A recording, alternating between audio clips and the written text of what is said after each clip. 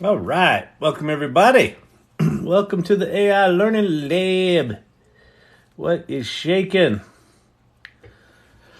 Getting my little side conversation going on there. Got this cool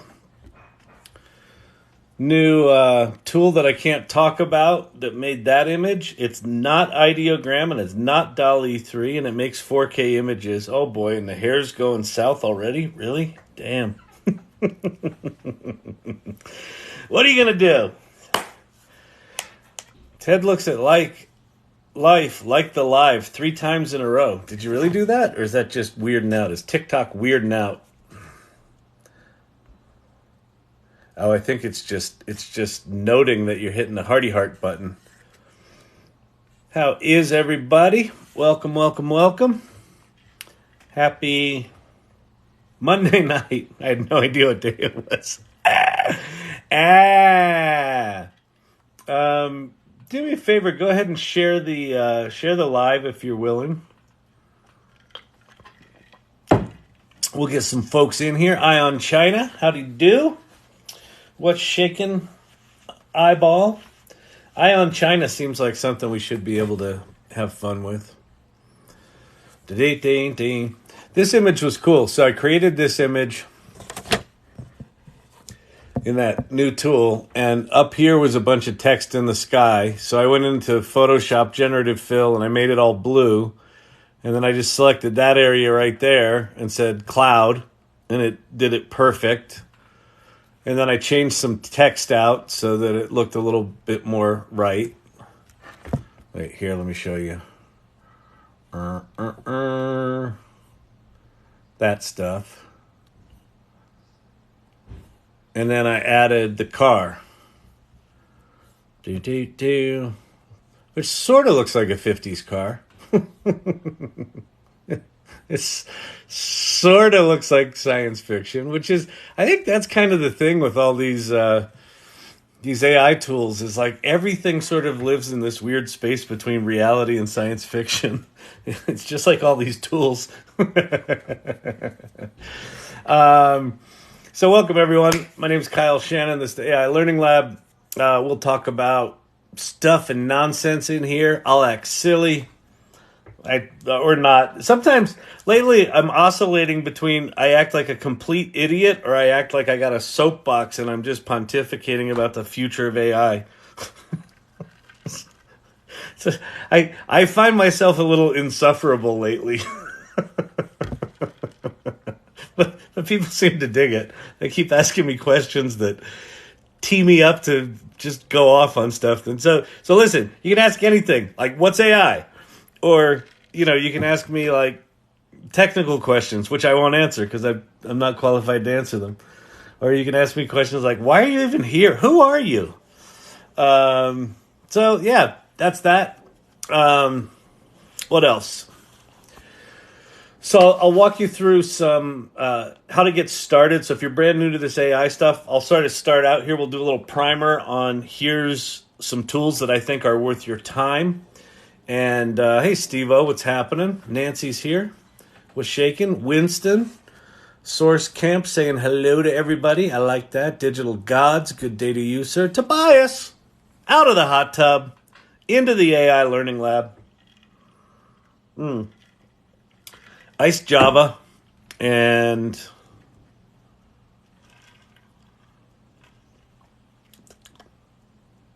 Peach. Peach seltzer. Diego Fuego Flame. What's up, brother? How are you? How are you? Ion China's here. That's tough. Tough when you're stupid. What do I have that somewhere? I do.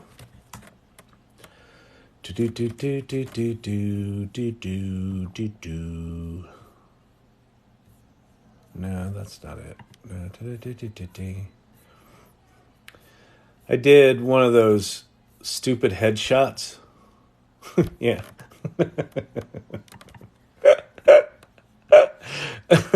This is my stupid AI cowboy headshot.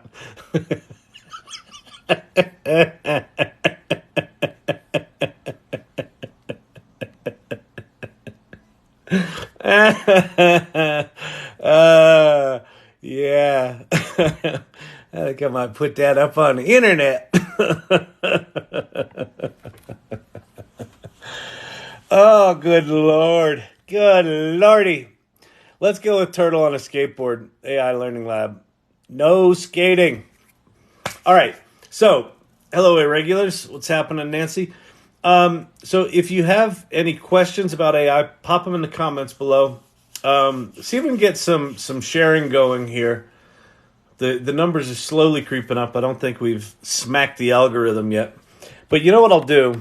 I'm going to hop over to this little bad boy, and we'll dig in. So if you're new to this generative AI stuff, if you're if you're questioning your life decisions right now and wondering why you're watching a 58-year-old guy on TikTok, you've come to the right place. This channel is all about questioning your life decisions. But if people have been telling you, you gotta get into this AI, you gotta do it. Listen, Mavis. Mavis, have you seen this AI stuff? No, I haven't. You need to. We all need to. This is coming whether you want it or not. It's here whether we want it or not, and it's not going away whether we want it to or not. And so the first place to start is just that top URL there, chat.openai.com. That's the official ChatGPT website. It's the first, it's the best. It's in the middle of going multimodal right now, which doesn't mean anything to you. It doesn't matter. Just go there and start asking it to do stuff. Have it write you a poem, have it write you a project plan, have it write you a recipe. Ask it to create you a shopping list with some obscure items in it and make recipes out of that. It can do that. Ask it to write you code. Just go there. Get thee to a nunnery. Go. Start playing right now. These other four now, I graduated Bing up to the adult table. Bing was at the kids table for a while. Well deserved. But Bing has given us access to DALL-E 3 before OpenAI did, so they have earned a right back at the adult table. All four of these, I would say, are worth your time to at least play with. If you're going to only choose one, do the top one. But if you want to start exploring these and which things are better than others, all four of these are worth your time right now. Bard is the weakest of these three, but it's not going to be. Probably within a month, Google's going to release a thing called Gemini, which is going to make that thing really, really good. So it's worth getting your head around it. Now they're all basically the same. If you're like, but wait, I got to learn 4 pieces of software. No, they're all basically just like a Google search box. And you ask it something, and then it responds to you, and then you can talk to it and tell it to give you more and tell it to refine it. The thing at the bottom, prompts.chat, will teach you how to talk to these things. It's a little primer, all right? So those are the adult table. Did you get my Instagram, Mr. Shannon, sir? I did not, Clint. I don't check my Instagram all that much, but I will go do that for you. Can I do that here? Hang on. Let me go see if I've got it here. On ye old iPad. Instagram. No, I don't have it. Nah, it's going to take too long to set up. I'll check it after the live. Okay, the kids table.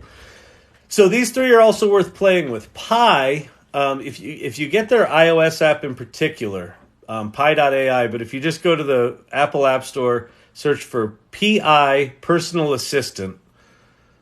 It's from a company called Inflection. Download that thing, make an account, and there's a little phone icon in the search bar. Hit that little phone icon. It'll put it in voice mode. And you can choose, there's 6 voices you can choose from, but basically you can talk to a ChatGPT-like thing that's connected to the internet. We call it Chatty GPT. ChatGPT has also launched that, but I don't have access to it yet, so I'm going to ignore it and pretend like I do. Labs.perplexity.ai is they're hosting Meta's llama models, and then Poe's got a bunch of bots. Okay, so those are the large language models. The image, you want to go make pretty pictures? Play with these 4. Thank you, Winston. I got my llama for the night. Very, very nice. I appreciate that. Bing.com/create. That's the new DALL-E 3. It is remarkably good, although it's not as good from a image quality standpoint as Midjourney. Midjourney's better in terms of artistry, but in terms of accuracy, DALL-E 3, Bing.com/create is really, really good. It does text. If you give it 20 things to put in an image, it will put 20 things in the image. It's really quite remarkable what they've figured out how to do with that thing.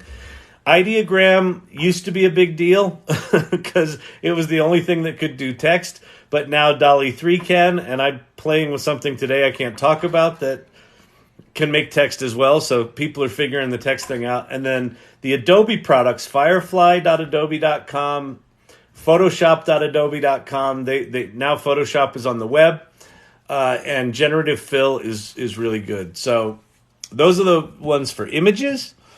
And then for moving pictures, video translation, 3D worlds, and voice synthesis and animated avatars. Those 4 in a row. Runway ML, HeyGen Video Translate is fucking remarkable. Skybox.blockadelabs.com is cool. I don't find it particularly useful, but if you want to kind of get a glimpse into the future, that one's worth looking at. And then D-ID is pretty good. It's kind of like Synthesia. Sherry Banks, thank you for the ruse. Wait, what can you not talk about? Ha ha ha.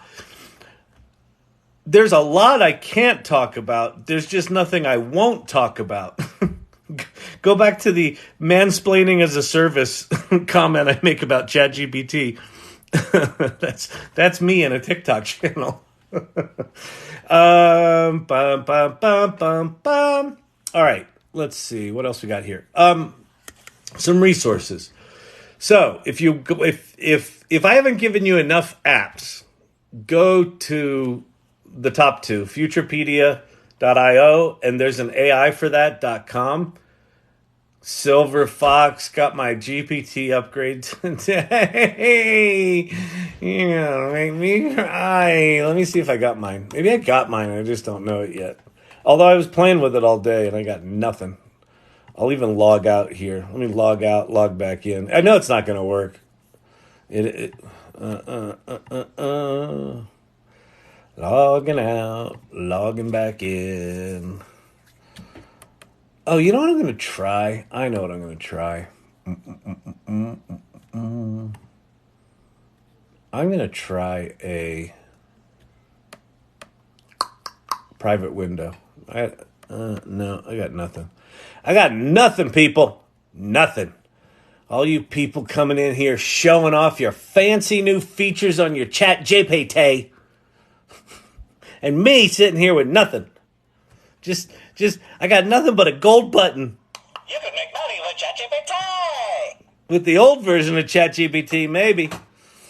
Okay, I'm going to make a private window and see if chat.openai.com. Let me see if doing it in a non-cachy kind of window redoes anything. That would be interesting. Come on, you cute little thing. Oh, check my device. Nothing. I still don't got it. Still got nothing. All right. Okay, so those top 2 are just big old directories of websites. These 3 gentlemen, Ethan Mollick, Wharton professor, brilliant, his blog, One Useful Thing, worth every moment. David Shapiro, giant-brained guy working on AGI, really interesting, just fucking fascinating. And then Paul Raitzer from the Marketing AI Institute. All of them are worth paying attention to. I also like Rachel Woods here on TikTok. She's got the AI Exchange. I like Mackenzie Bowes, who created GPT Boss, although he hasn't been as active lately, so he must have gotten a job or something like that, or is just dialing back on a TikTok. Okay, this Wednesday, so I got invited by another creator named Rhonda Phillips. to create a workshop for her creative community. So we're calling it AI Launchpad. It launches Wednesday at 5 o'clock Mountain Time. So it's 7 o'clock Eastern. And it's 3 2-hour sessions a week apart. So it's October 4th, October 11th, and October 18th. And so it starts this Wednesday. And I worked on the deck and the exercises all weekend and worked on them today. I'm really excited about it. It's going to be a good one. So if you're interested in doing a hands-on workshop, that's happening. rondasvoice.com/events. So that's that thing. And then there's also the salon.ai. So this is a community I started called the AI Salon. I've got we got a Discord that I kind of check as I'm doing these lives. We have a channel for the folks that are regularly in here. And we also have bi-weekly meetings. So if you go to that URL, you'll see a link tree there. You can learn about the salon, why we started it, what our values are. And then also there's a link to the meetup and there's a link to the Discord. So, good Lord, that's a lot. Oh, and by the way, if you follow this channel, make sure you're not following that channel because the dude with 2 L's in front of learning is an asshole and a scammer. And he'll try to sell you crypto and he'll try to be your best little buddy. I won't try to be your best little buddy. I'm just a guy on TikTok. Oh, I won't call you out like, hey man, you want to hear about some cool crypto thing? That will not be me. If I'm going to do a pyramid scheme, I'll call it a pyramid scheme. Anyway, a little public service announcement there. All right, let's get this party started. Is the AI Salon this Tuesday or next? It is next Tuesday. We've got the off Tuesdays are for the guild leaders. So we launched guilds, and the guild leaders meeting is tomorrow night. So the salon is a week from tomorrow. All right. Welcome to Fantasy Island. Boss, zipline! No? Gen X, anyone? I know your regulars know that reference. Come on. Let's lighten up here, people. All right, fantastic, Bob. Let's get into the questions. Who's got a question? Which day of the workshop can I make the money with ChatGPT, please? You can make money with ChatGPT. Every day's money-making day with ChatGPT. You can make money with ChatGPT thing. The reason we have this here, actually, I did a long bit on this last night.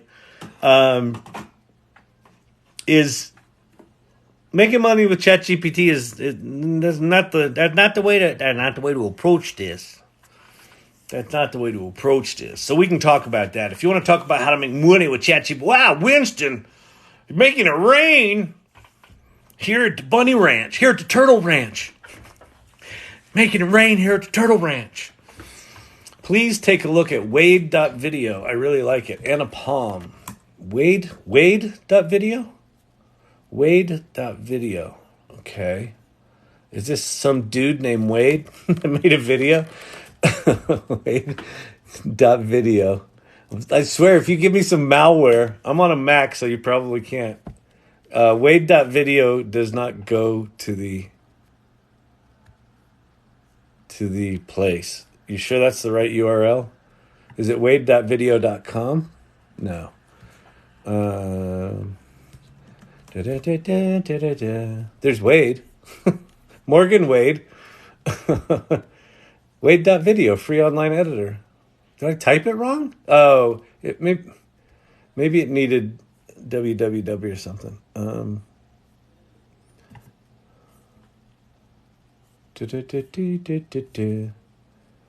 All right, so it's an online video editor. Okay.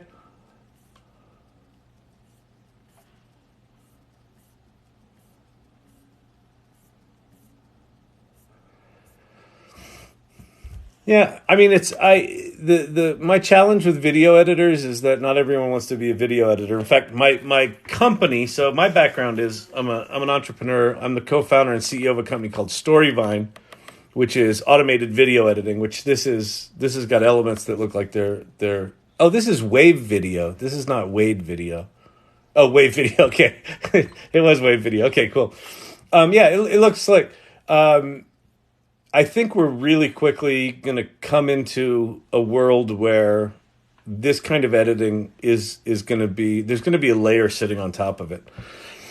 Slow and steady wins the race. We are turtles, not bunnies. I never thought about that. That's pretty good. No, the whole the turtle as mascot for the AI Learning Lab came from a very different kind of turtle. Here, we'll let you in on the inside joke. Why we always talk about turtles here.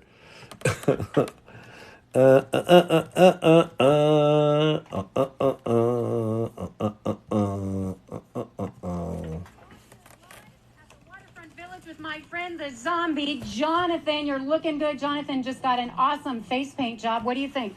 I like turtles. All right, you're a great zombie. And good times here at the Waterfront Village, open for the next 11 days. The cameraman gets off him really quick. She's trying to hold it together. Oh, it's the best. I like turtles. So that's why we have turtles, because we like turtles. I wrote AI code in the 1990s using Clipper language. I remember that. Wow, that's crazy.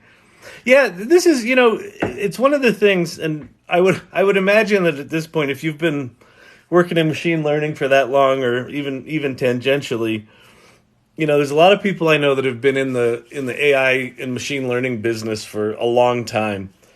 10 years, 15 years, 20 years. And some of them are a little bitter. They're like, we've been talking about how cool this shit is for decades. And now you all show up with your chat GPT and you think this is fucking cool? Yeah. You can make money with ChatGPT. The baton has been passed to the rest of us. And that's kind of what this channel is about. It's kind of post the inflection point of November 30th, 2022, the launch of ChatGPT really did, mark an inflection point where before that you kind of had to be a geek and an engineer and a mathematician. And after that, it's like, hey, how are we going to use this stuff in our businesses, right? God, we are such dorks. We really are. It's so true. Yeah, I know. But you're here. So we're dorks together. Anyway, yeah. So that's what's going on here. So welcome everybody. Welcome. Let's see. Anything going on there? Nothing going on there. Let's see.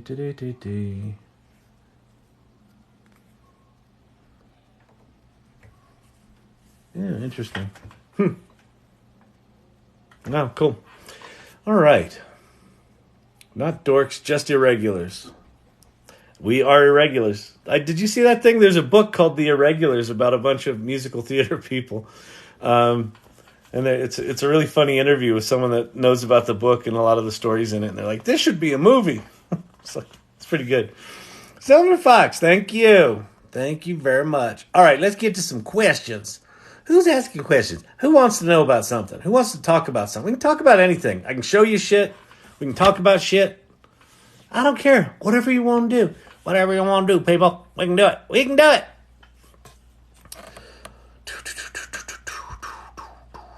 Did a LinkedIn Live today and demoed a conversation. Where did that go?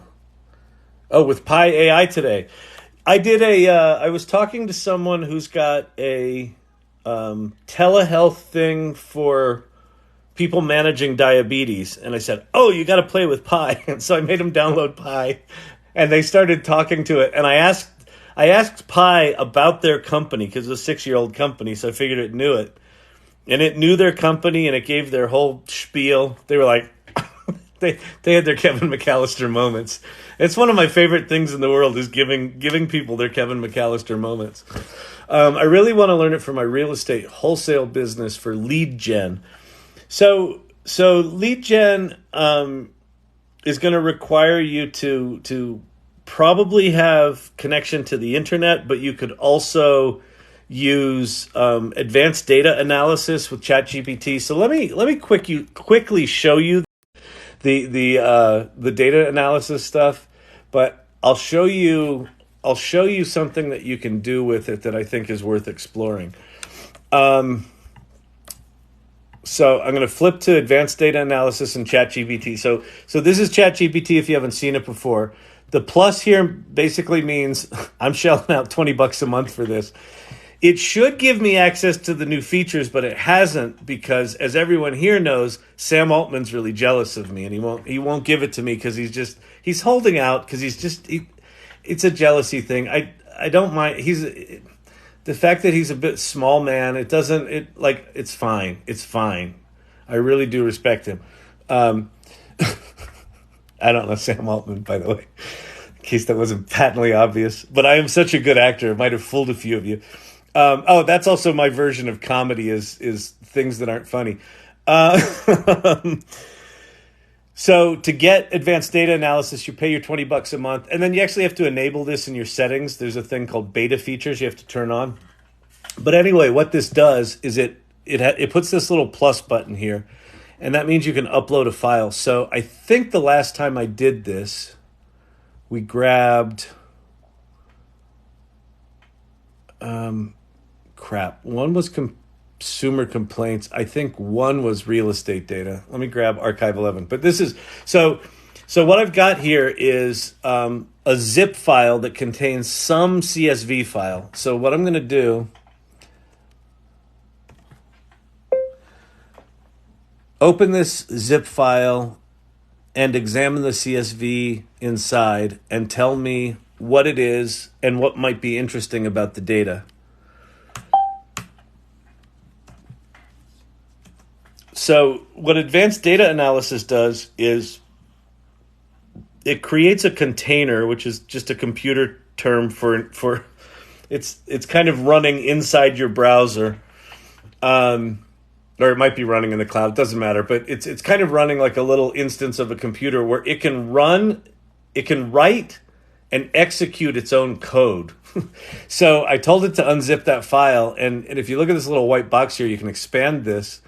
And it imports some libraries and then writes its own Python code, executes it, and then goes and looks at the CSV file. And, it's writing more code for that. Oh, this is the consumer complaints one. So it's going and looking at what's in the file.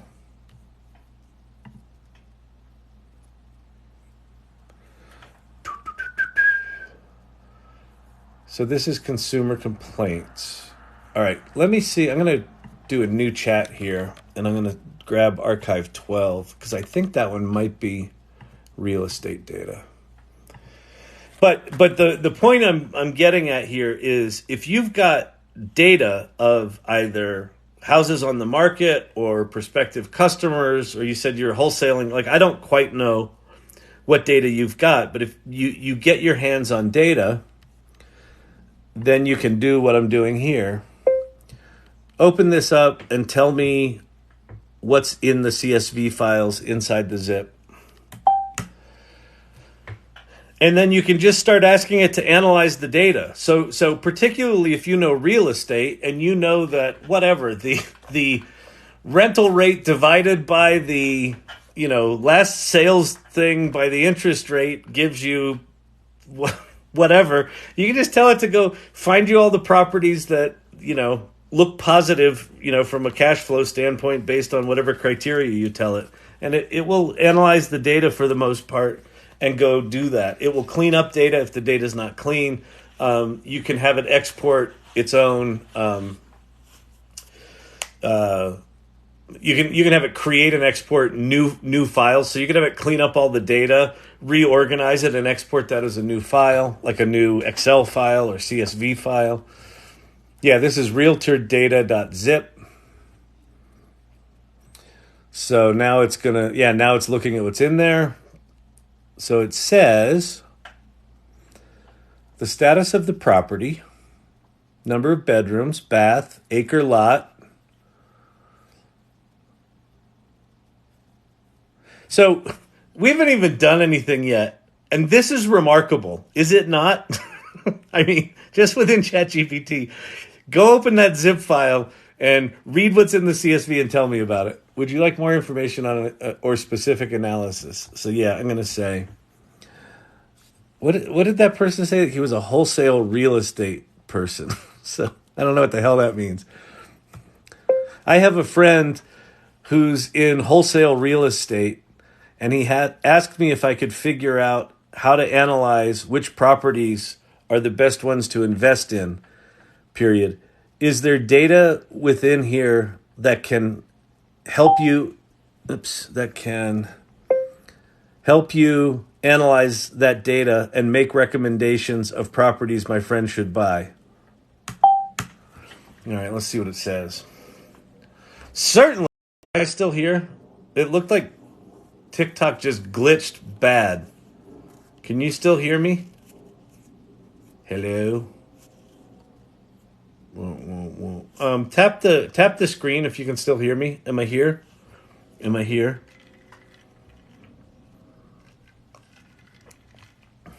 All right, I'm getting some hearty hearts.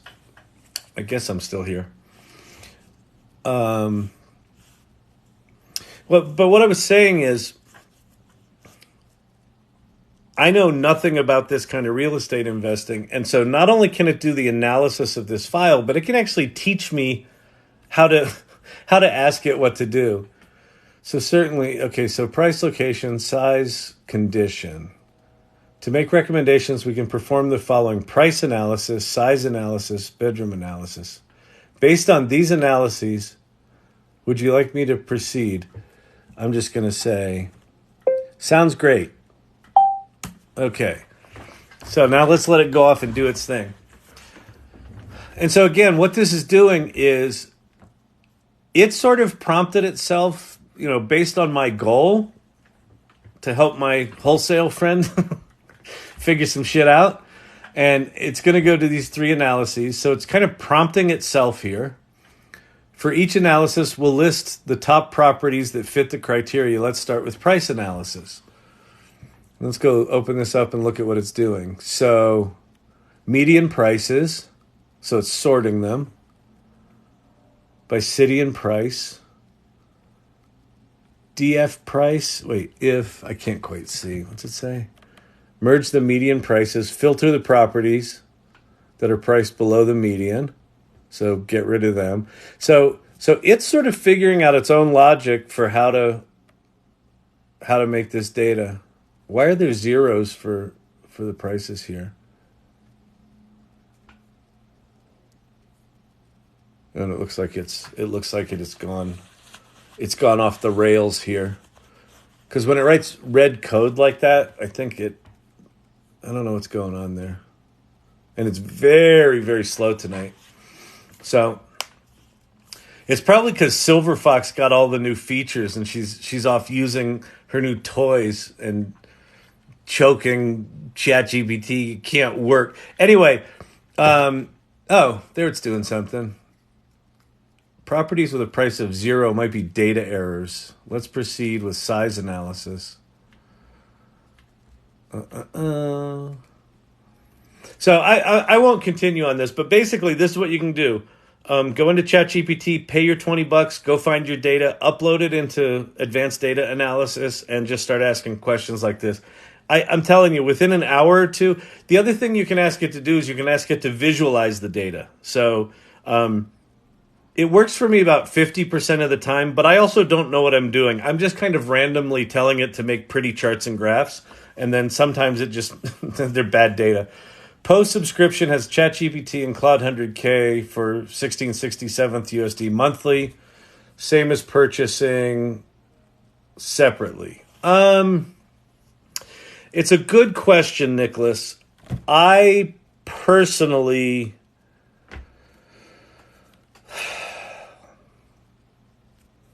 I wouldn't pay the money to Poe. Although, that said, I do. But the only reason I haven't I haven't turned off that subscription is because I have ADD and I can never remember to turn off subscriptions I start. I'm like a subscription marketer's dream because I don't believe in buying yearly subscriptions on any of this crap right now. but yeah. All right, let's go. Every damn time. What, the turtles?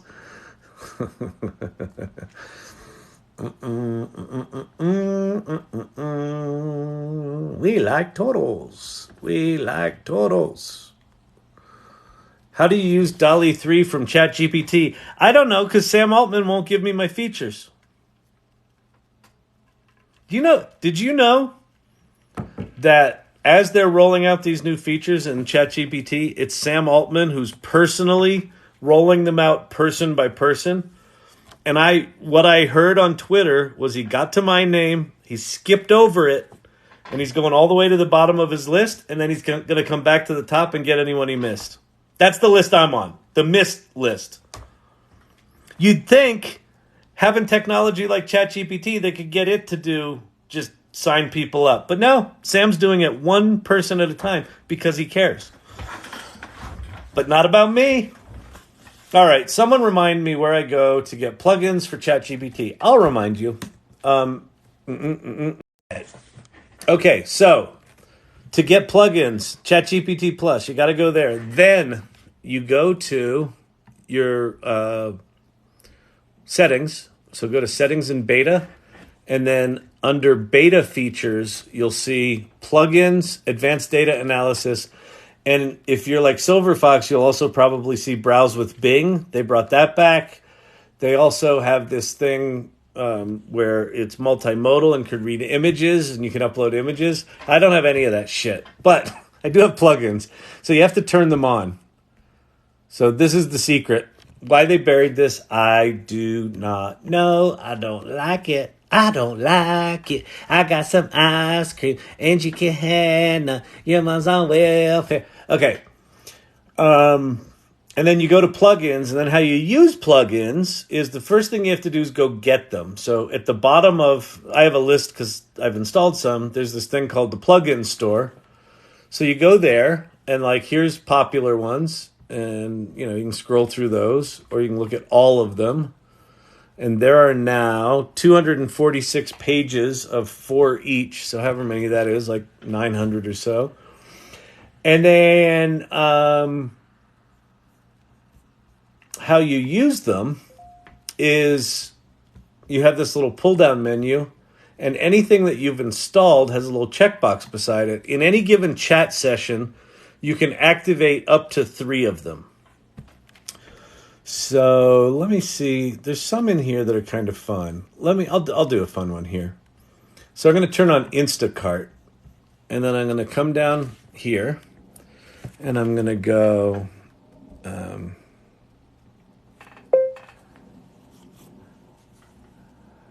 I want to create a shopping list for my family based on recipes that include turtle soup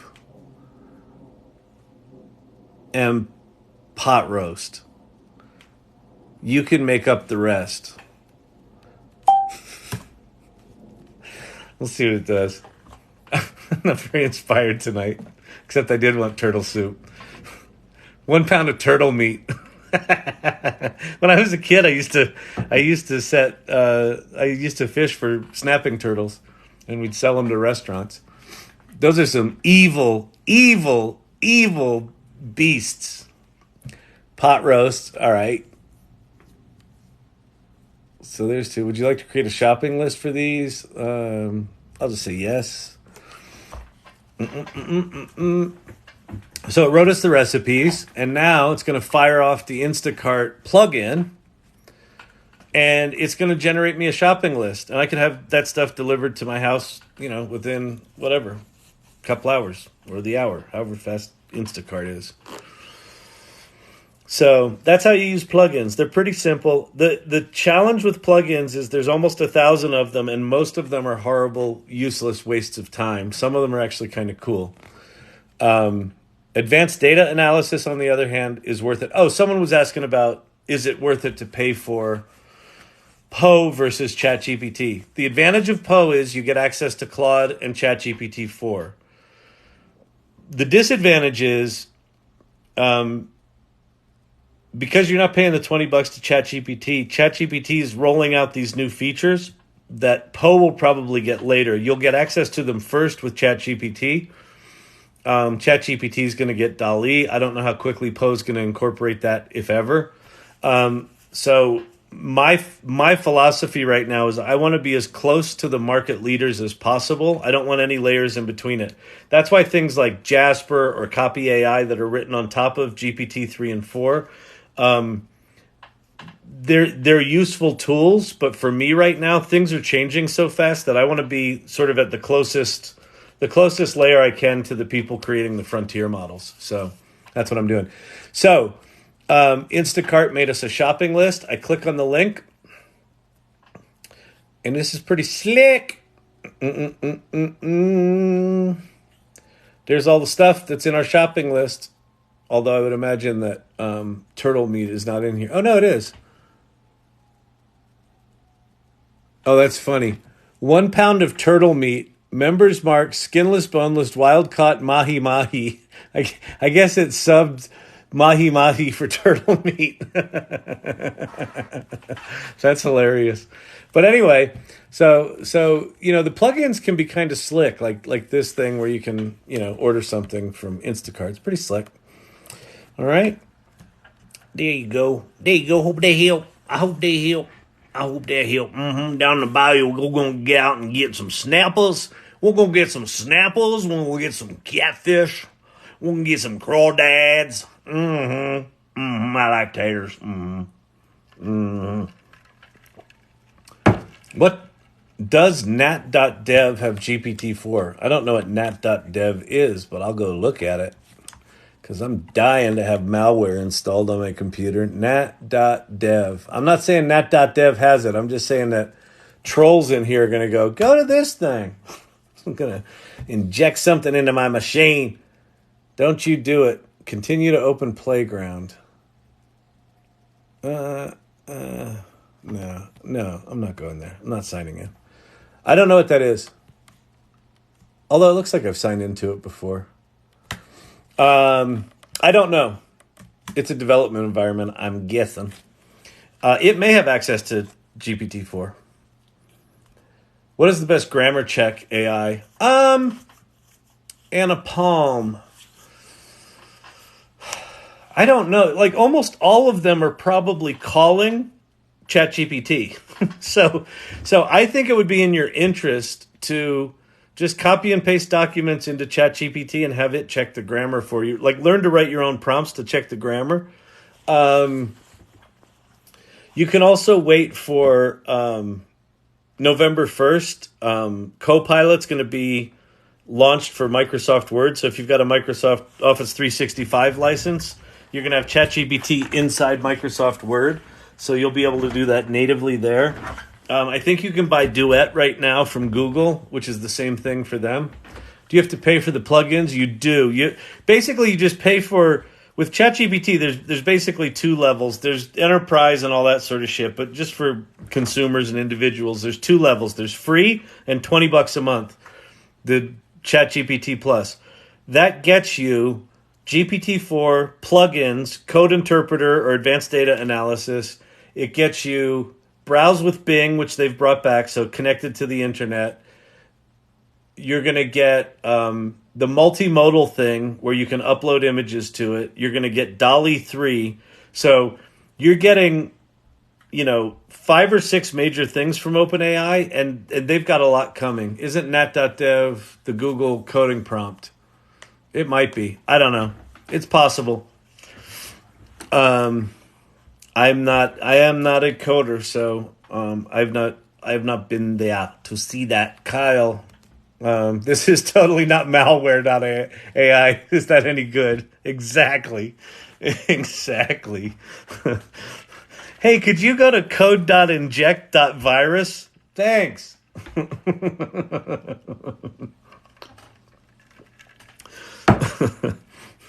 Could you go to drainmywallet.crypto?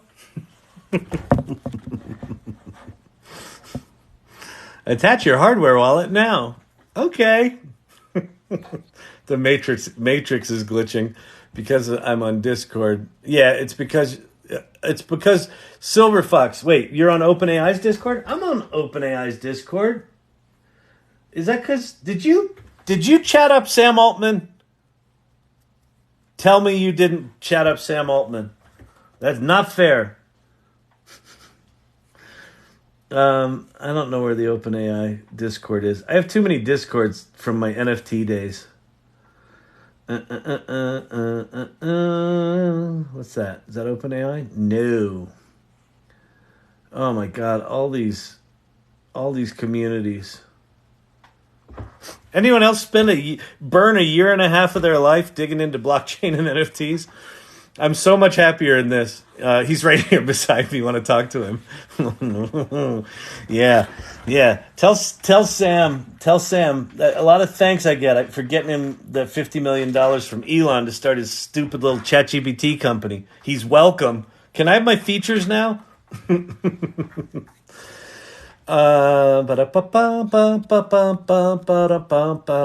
Yeah, Silver Fox. I don't turn off mine either. What subscriptions? Yeah, exactly. If you don't look at your bank account, you don't know that they're there. Excel lists for everything, including finances, subs, save my life. Oh, Jade. You're not neurospicy, are you? Well, you could be. You could have some OCD go in there. You go one of two ways when you go neurospicy. Total fucking chaos or organize it all. I'm in the chaos camp. It's very good at producing graphs you can edit. Stats tools are still better for visualization. What AI is the best for grammar checks? That one I don't know of a specific tool, but you go to futurepedia.io if you want to look for a specific tool for grammar. Why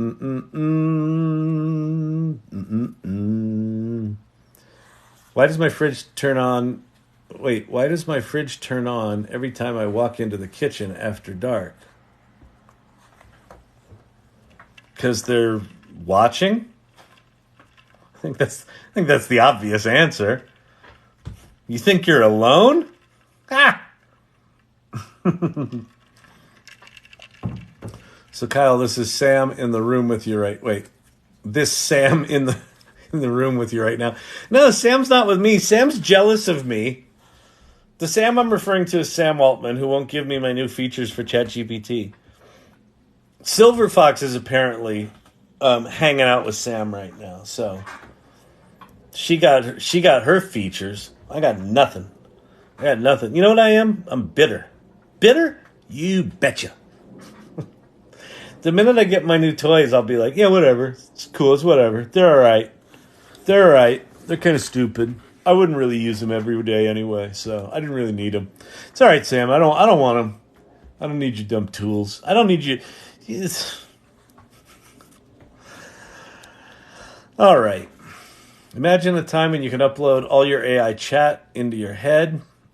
You mean next year? My account is being copied. Yours too? Thank you for the rose hair growth geek. I appreciate that.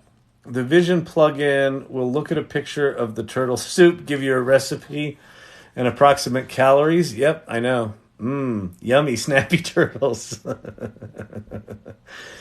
Why don't you drink your water instead of taking one sip? Okay.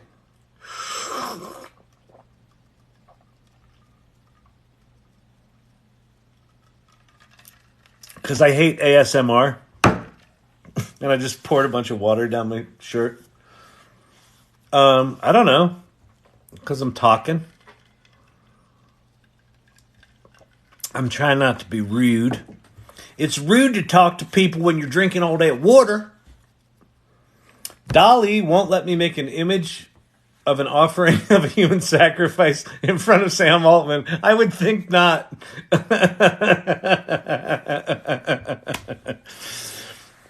Hey, we got to listen. You know, some folks over at the Goog, we got to get Goog to release their style drop. That style drop shit that they demoed at the beginning of the summer, or that the paper, the style drop paper. I want to see that shit. When's Google's image generation stuff coming? Come on, man. Let's go. Let's make this stuff happen. And because I'm sure Goog would let you make an offering of a sacrifice to Sam Altman. Thank you for prompting Bing. Bing's probably going to shut you down now. Oh, Bing is so uptight. Grammarly has helped me through college essays. Oh yeah, there's Grammarly. Yeah, I was thinking some new tool. Grammarly's probably the one to do grammar shit. This is totally not malware. Isn't that? Yes, thank you. I need for English and Portuguese. So Anna Palm, I would just go to ChatGPT or Claude.ai, because Claude you can put in really long documents. So if your documents are too long for ChatGPT, go to Claude, and you can paste in really long documents and have it work on your grammar, and it can probably translate between English and Portuguese. Kyle, can you show a mind map plugin? I can. I haven't used them in a while, so I don't know which ones are good. Any suggestions for which ones that are good? Let me see. Plugins. There's one called. What the hell was it called? Browser. Oh, sorry. Diagrams.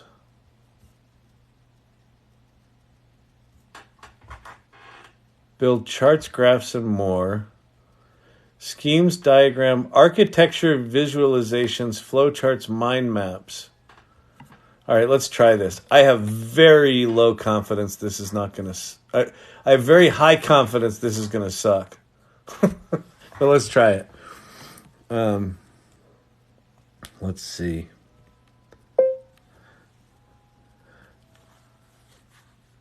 I want to make a flow chart that shows the different levels of NASCAR from the regional racing leagues all the way up to the Sprint Cup. Let's see what this does. Let's see what this does. I only found one last night. Are we finding more tonight? What are we finding? What are you looking for? All right, so it says, use diagrams, show me.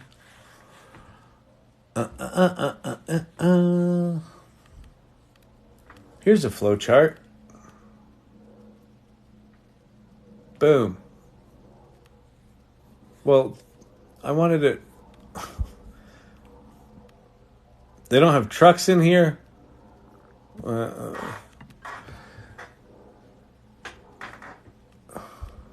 are these? So that was my fault. Let's see. I want more detail. You're missing all the specific local regions as well as the truck series, period. Can you please make a much more detailed chart showing the details of the NASCAR franchise? Diagrams and show me are very handy. You can take verbal descriptions and render into a process map. Oh, that's cool. Yeah, that's pretty cool. Oh, that's that could be kind of fun. Let's see. Let me see if this does anything interesting for NASCAR. NASCAR East League, NASCAR West League, Truck Series, Xfinity Series, Regional Racing Leagues. Can you add detail for the regional racing leagues and the local racing leagues so that I can see how many there are?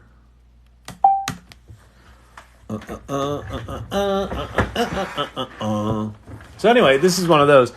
So this is the thing where, and this is going off to some website, you know, probably taking JSON or whatever it's created in ChatGPT, popping it in their site, making it into a chart, sending the image back here. But then it also gives you the link to go to their site where you can edit it and do things like that. So some of these things are decently useful.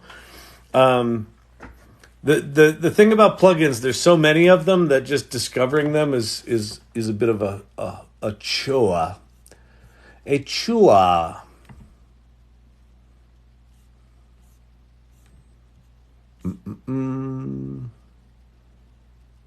Yeah, it's not giving me enough detail here because I'm giving it shitty prompts. So this is my fault for asking bad prompts. But anyway, that's a plugin that does some visualization. There's other things that make pictures. There's other things that will book travel. There's ones that will search like the archive white papers. That's a kind of cool one. Let's go play with that one. I tried this the other night and plugins weren't working, so let me try it again. ML Paper Reader wasn't that one. X Papers, that one I know worked. Are there any white papers on using transformers in conjunction with video analysis?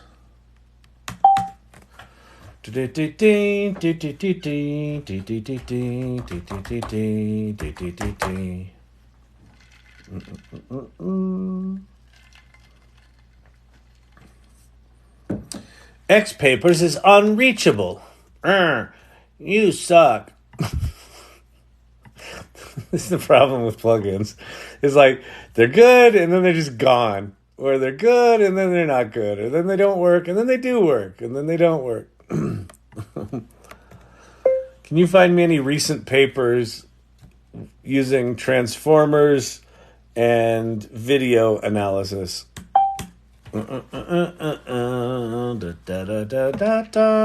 How do you enable the voice function? I don't know. Well, if you're asking about, are you asking about Pi or ChatGPT? I can tell you how to do both of those for the app.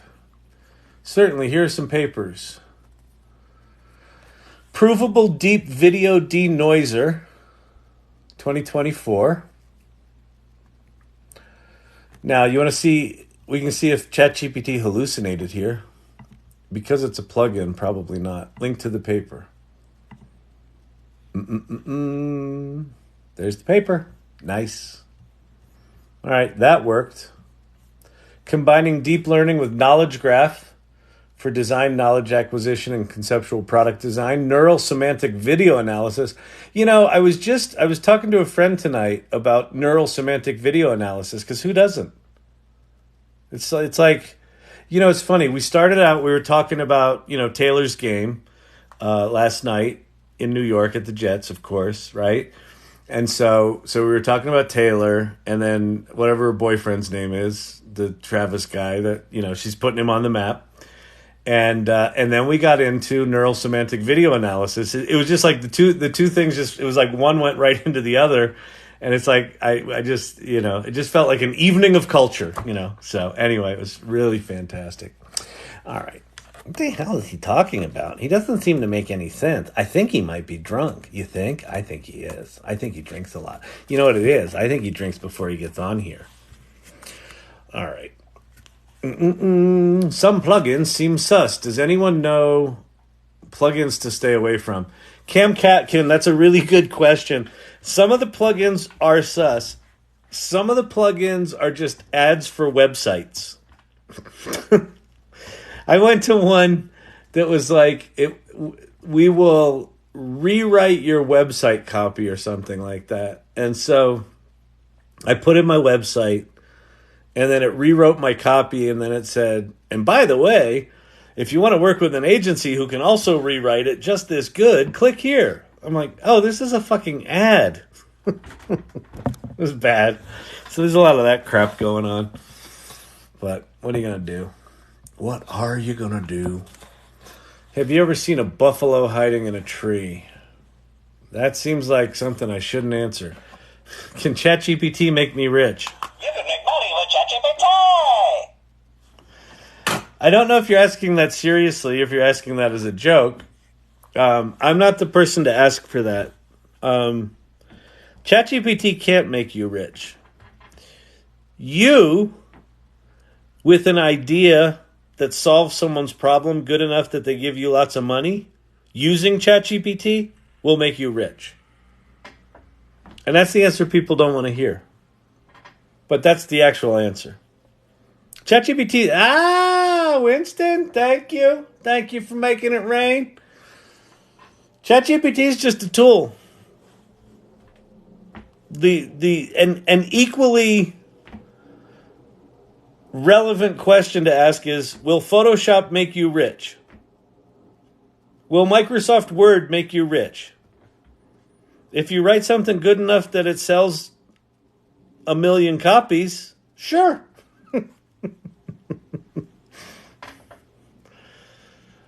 That's the deal. Now, here's the good news. The good news is these tools are so powerful, ChatGPT and the like, that if you have an idea, but you don't really have the expertise to really execute that, you put in a good month with ChatGPT, you'll have the expertise to be able to do that. So, I cannot comment on anything Google, unfortunately, unless it's announced, released, or open source. Oh, I know, Pate. I'm just joshing on you. I work with big companies all the time. I know how that shit works. It's just TikTok harassment. I'm just harassing my viewers. Tool to translate PDF of a web page into HTML for WordPress. Thank you, Steve-O. Oh, level 21, Steve-O. Working his way up the ranks. Tool to translate a PDF of a web page into HTML for WordPress. Oh, God. I just saw a thing 2 days ago that turns, I think it was text into a WordPress site. I don't know. I got nothing for you, Hair Growth Geek. Sorry about that. Anyone else can help there? I'm not paying attention to the web generation stuff. I just feel like there's so fucking many of them, and so many of them are so bad and so early and so raw.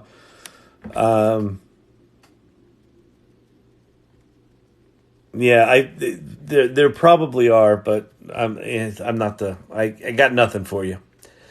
Just search for mind mapping. Oh, okay, and plugins. Okay, I'll do that. That's it. I know nothing. Exactly. Dr. J understands my qualifications. Goose egg. Here, this is Taylor Swift. This is my qualifications. I Taylor Swift you with my lack of qualifications. At Taylor Swift concerts, you get friendship bracelets. At AI Learning Lab meetings, you get incompetence bracelets.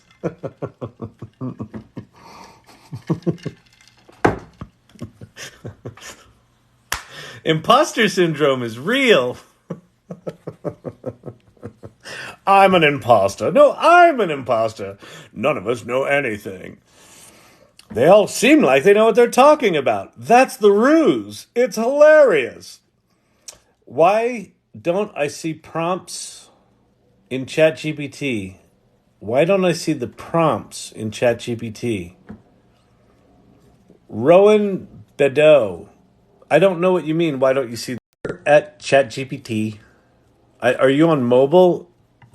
It's possible you're in a non-real ChatGPT app. But if you're here at ChatGPT, the prompt is just this message down here. Send a message, right? The worst possible user interface. So the prompt here is, write me a sonnet about a turtle that falls in love with a hedgehog in the style of Harry Styles.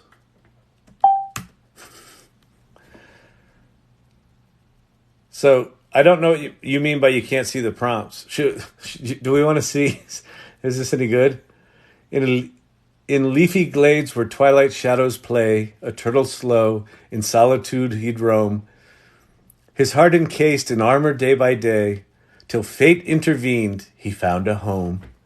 A hedgehog fair with quills both sharp and sweet, her eyes like stars, her laughter like a song.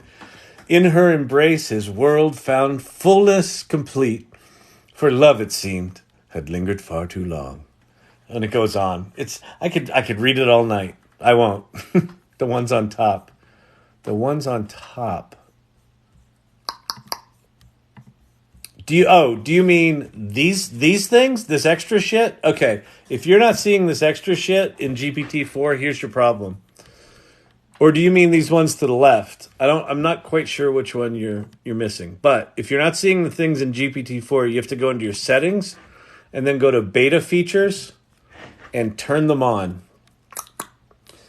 And you may have more than 2. And if you do, then I'll be jealous of you because I only have 2. And I want at least 3. I want 10 and I got nothing. I got 2. And then that's what gives you these extra things. And if you're talking about the plugins, so if I go to plugins and you're saying, if you're clicking on this and you don't have all these, that's just because you haven't installed them yet. So you kind of scroll to the bottom, go to the plugin store. And then when you find, let me see, I'll search for mind map. Here's whimsical diagrams, create and edit flowcharts. So then you say install. And now when I go over to plugins, there's science, and somewhere down here, there's whimsical diagrams. All right. But you have to be in plugin mode. And then you grab that little pull down menu. This is so one of the things that we talk about here at the AI Learning Lab quite a bit is that we are at a phase of the industry right now where all of these tools are janky pieces of shit. So the interface for ChatGPT, Kyle, how do you activate the microphone on speech capabilities on prompt box on ChatGPT? I'm on a Mac and I'm on a Mac and hang on. I forget what it's called on a Mac. Where's my mouse? Oh, there it is.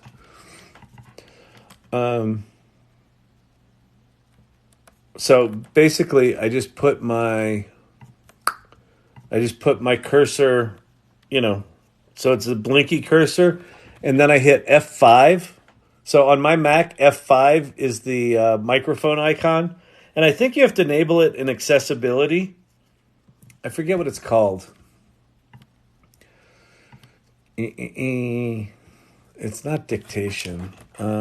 Mic. Accessibility microphone.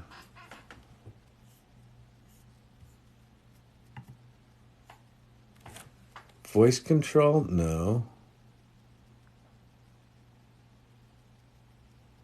I don't know. If someone knows what it's called, it's F5 on my Mac. Will AI be a fad or is it here to stay? Very good question. So, AI is incredibly hyped right now. I think it's possible that it's underhyped. But where did I put?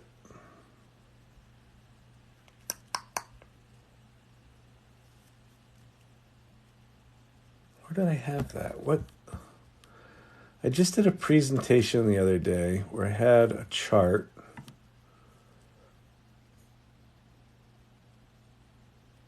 Oh, it was the salon, wasn't it? Wasn't that one?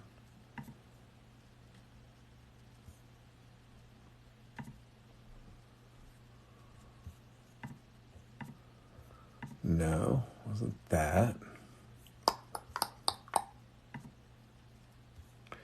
Hang on, I'll be with you. I'll be with you right there. I'll be right with you. So, a couple of things going on.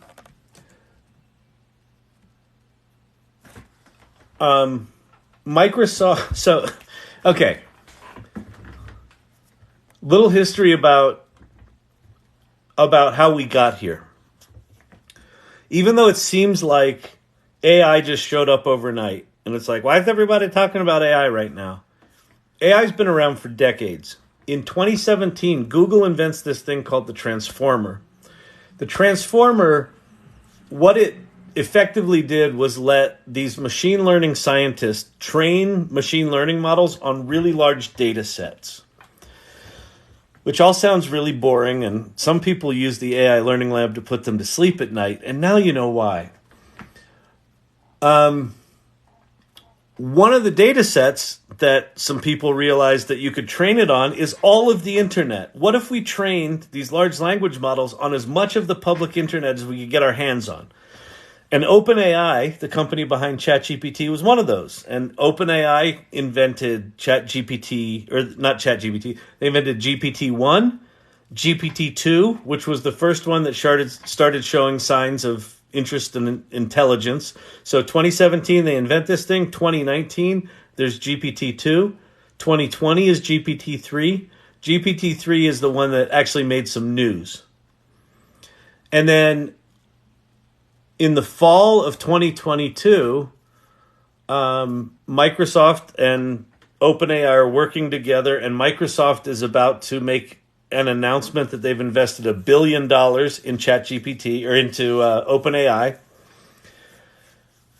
And Sam Altman, the guy I've been making fun of all night, says to his engineers, hey, Microsoft's about to make this big announcement. We don't really have anything we can point the public to show them what we do. Can you just whip up a little ChatGPT? You got 2 weeks.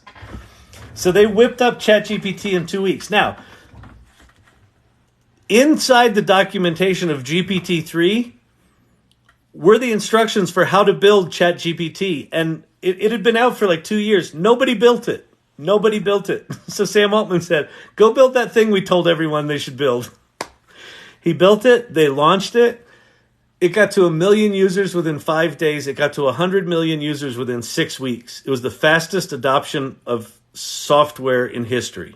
100 million users in 6 weeks on a janky-ass piece of software that was written in 2 weeks. Okay? That domino changed everything. Google invented the transformer and certainly could have been leading this charge.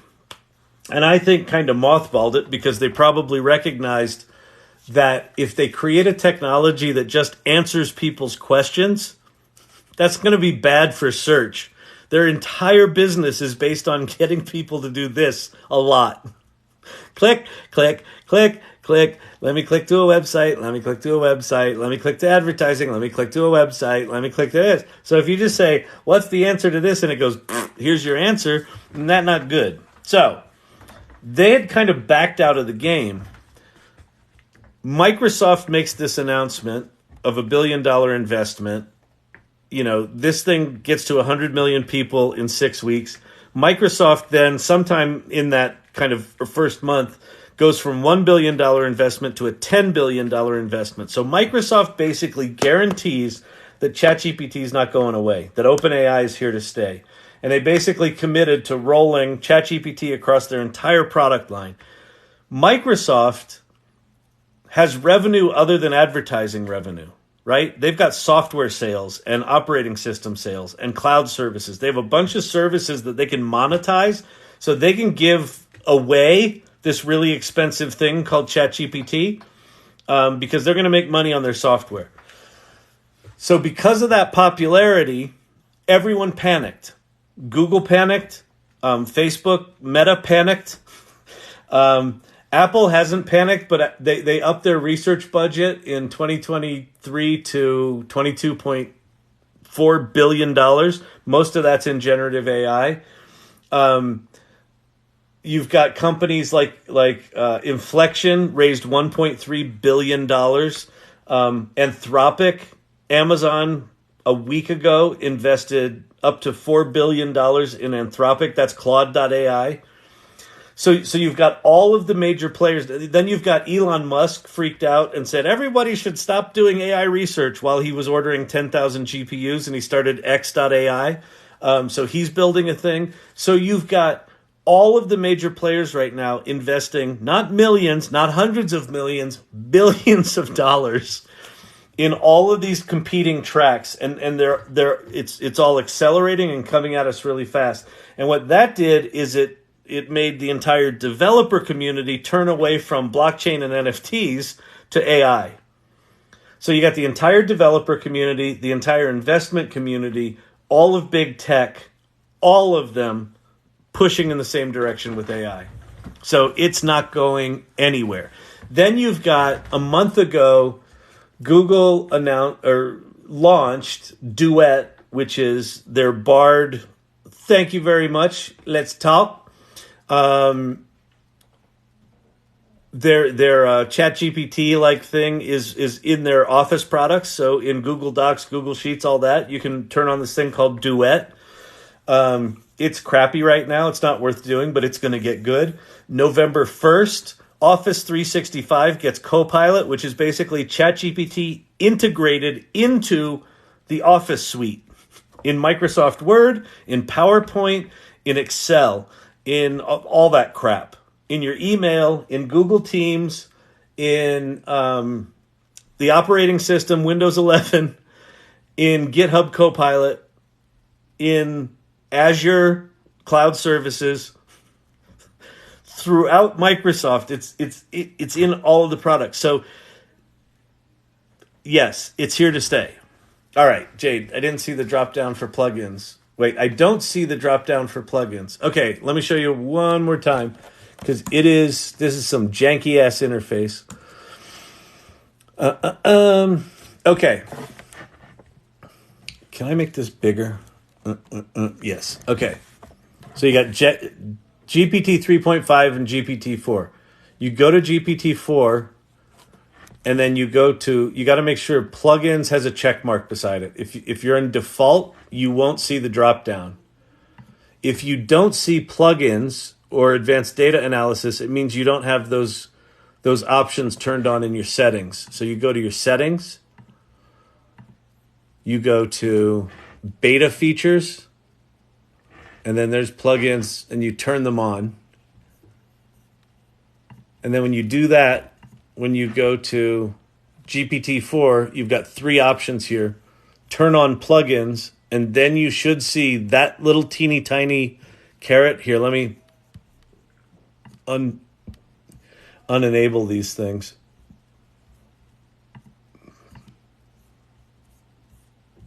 Wait, why? Oh, I see what's going on.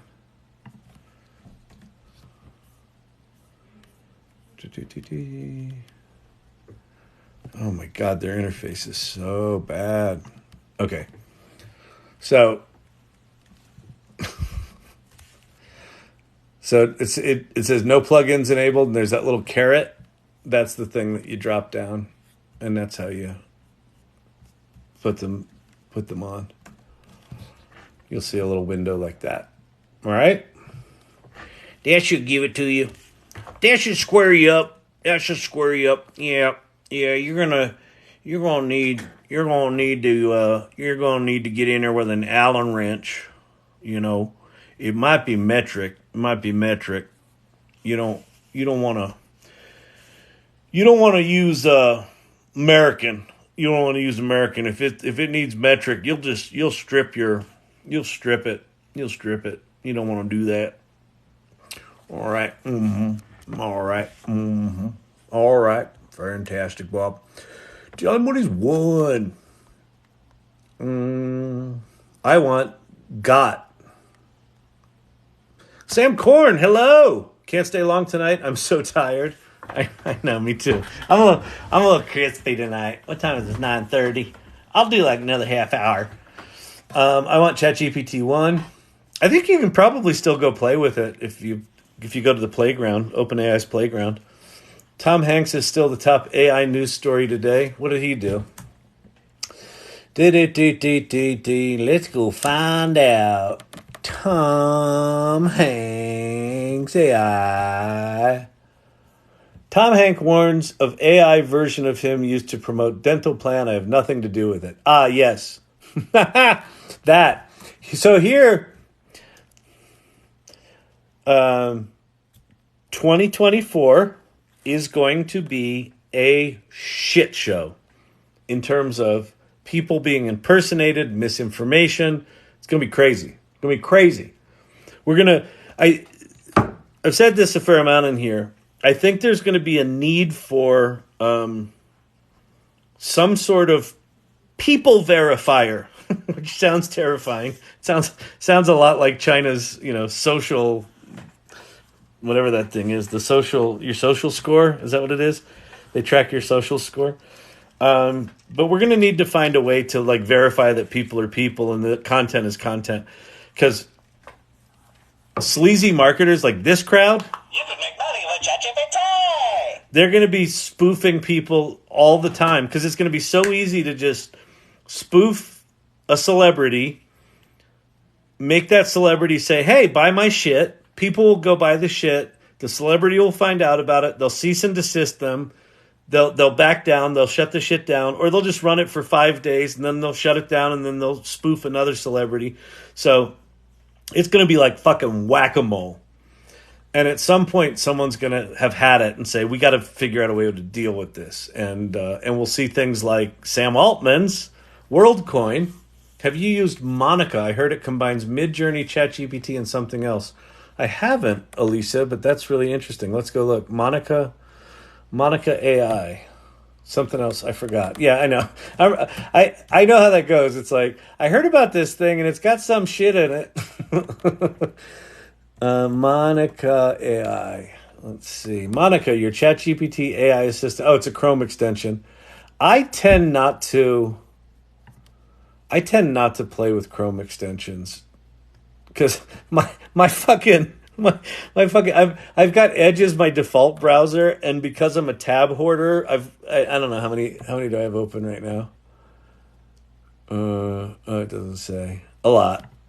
It's normally north of 75. Because of that, my machine's just crashing all the time. So I try not to add as many as I can. But let's see what this is. Powered chat assistant. Hit Command By the way, that's synthesized voice. and M, or click the icon and chat with Monica on any page at any time. Hi, Monica. What's the dollar to pound exchange rate today? Hello. According to my search results, $1 is currently worth 0.79 British pounds. See, and that's the kind of thing. I mean, while that looks slick, like in Microsoft Bing, you've got this Bing button here. It pops open this sidebar that's essentially that anyway. Have you been human verified? Oh, yeah. Here, look. I like showing this off. Da, da, da, da, da, da, da, da, da, da, da, da, da, da, da, da, da, da, da, da.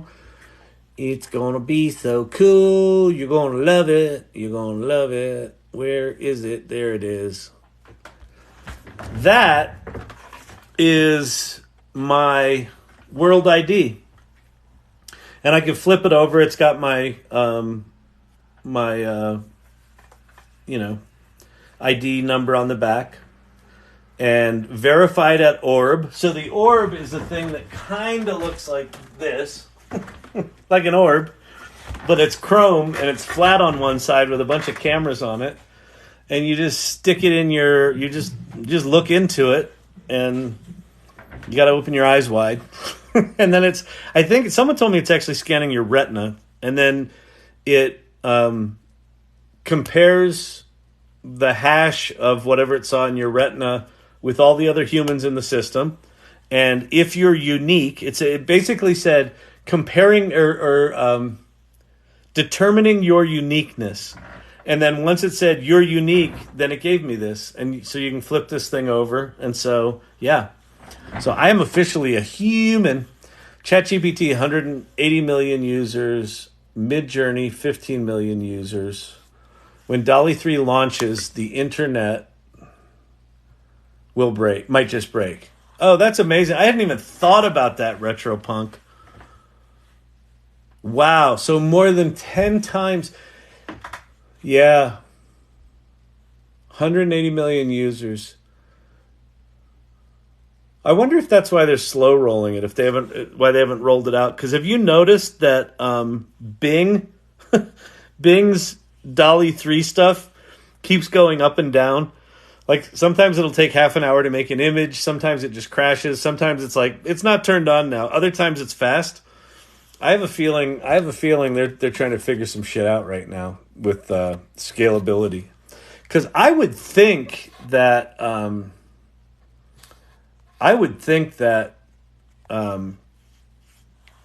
doing the image generation stuff is a lot more GPU intensive than the text stuff. But I don't know. Boy, the Matrix is really glitchy tonight for me. I think that's why Midjourney is slow. GPU shortage. Interesting. Yeah, if Midjourney is using... Oh, that's... Okay, so here's a fascinating thing. So let's say... Oh, this is fucking intense.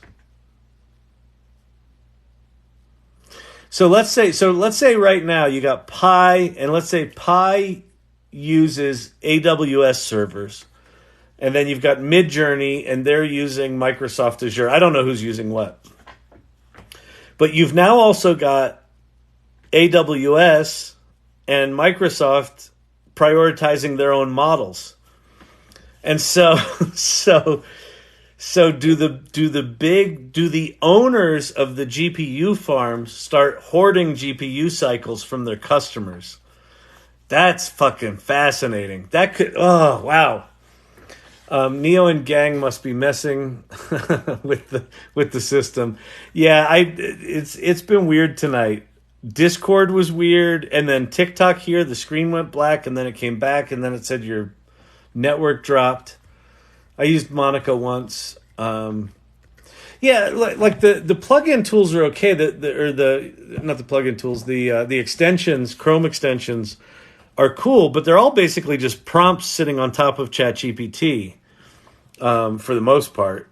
And so it's like, I don't know. I think I'm just an old man at this point. I don't want to. The problem is the only thing that I'm paying attention to right now are kind of the primary models. Like I'm paying attention to, like, what's my list? I've got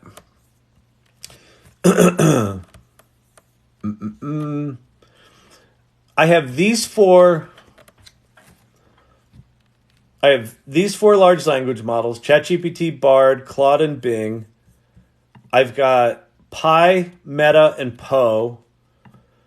I've got Dolly 3, Midjourney, Ideogram, Firefly, and then I would include Leonardo in that. So those are the image things I'm paying attention to. So what's that? That's 7 plus 5 is 12 plus, 4 more.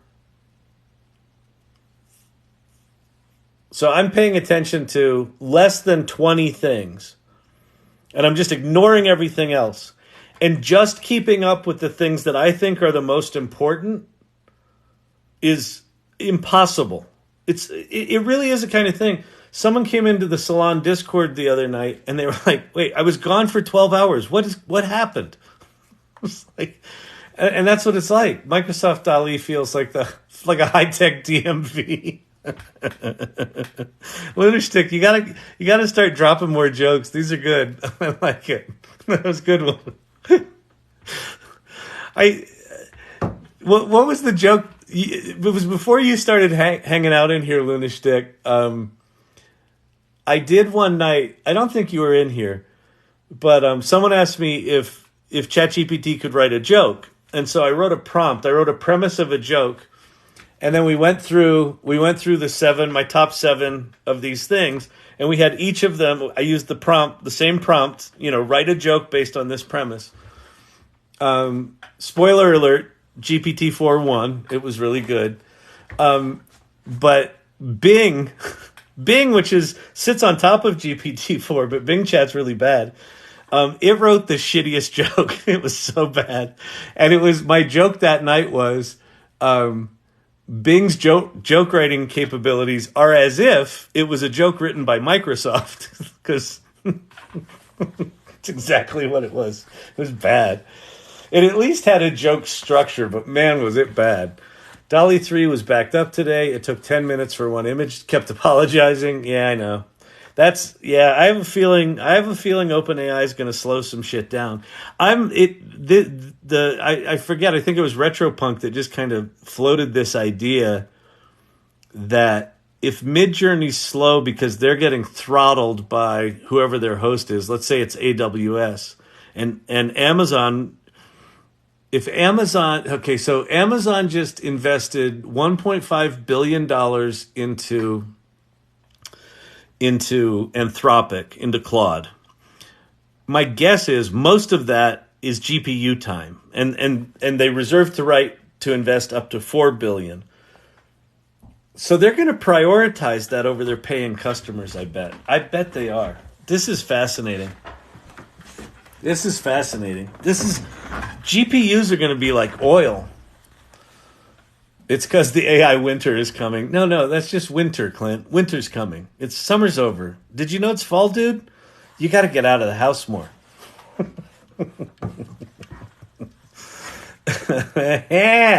It's comedy. Robin Williams' daughter slams AI recreations of him as disturbing. Yeah, well, get used to it. I mean, all the estates of, famous people that, want new ways to monetize the estate are going to be all over this. So we're going to start to see movies with different stars in them, and it's going to, you can't escape it. I mean, the problem with this stuff is not, like, when I hear these arguments, like, should we be synthesizing other people without their permission? Should we? I don't. The moral stance on it is irrelevant. Like, it's happening. Should big corporations do that? No. Are individuals going to do that? Fuck yes. Fan-generated music of famous people is going to be a major genre in music in the next probably 3 years. So, like, Justin Bieber will be singing songs Justin Bieber never sang and didn't write, and fans did. Fans generated it, and they want Justin to sing their stupid song. There's going to be a lot of that. And you know what's going to happen? One of those fans is going to have a hit. And then it's going to be interesting to see which of the stars sue their fans and which of the stars, like Grimes, says, fuck it, synthesize me all you want, just give me 50%. She took the it's going to happen anyway, what do I care route. And I think a lot of artists are going to go the other direction. And I think it's going to be a PR disaster for them. Because if I'm a music writer, it's a really good headline to say, this particular star is suing their fans. So, interesting. Oh no, the Bublé.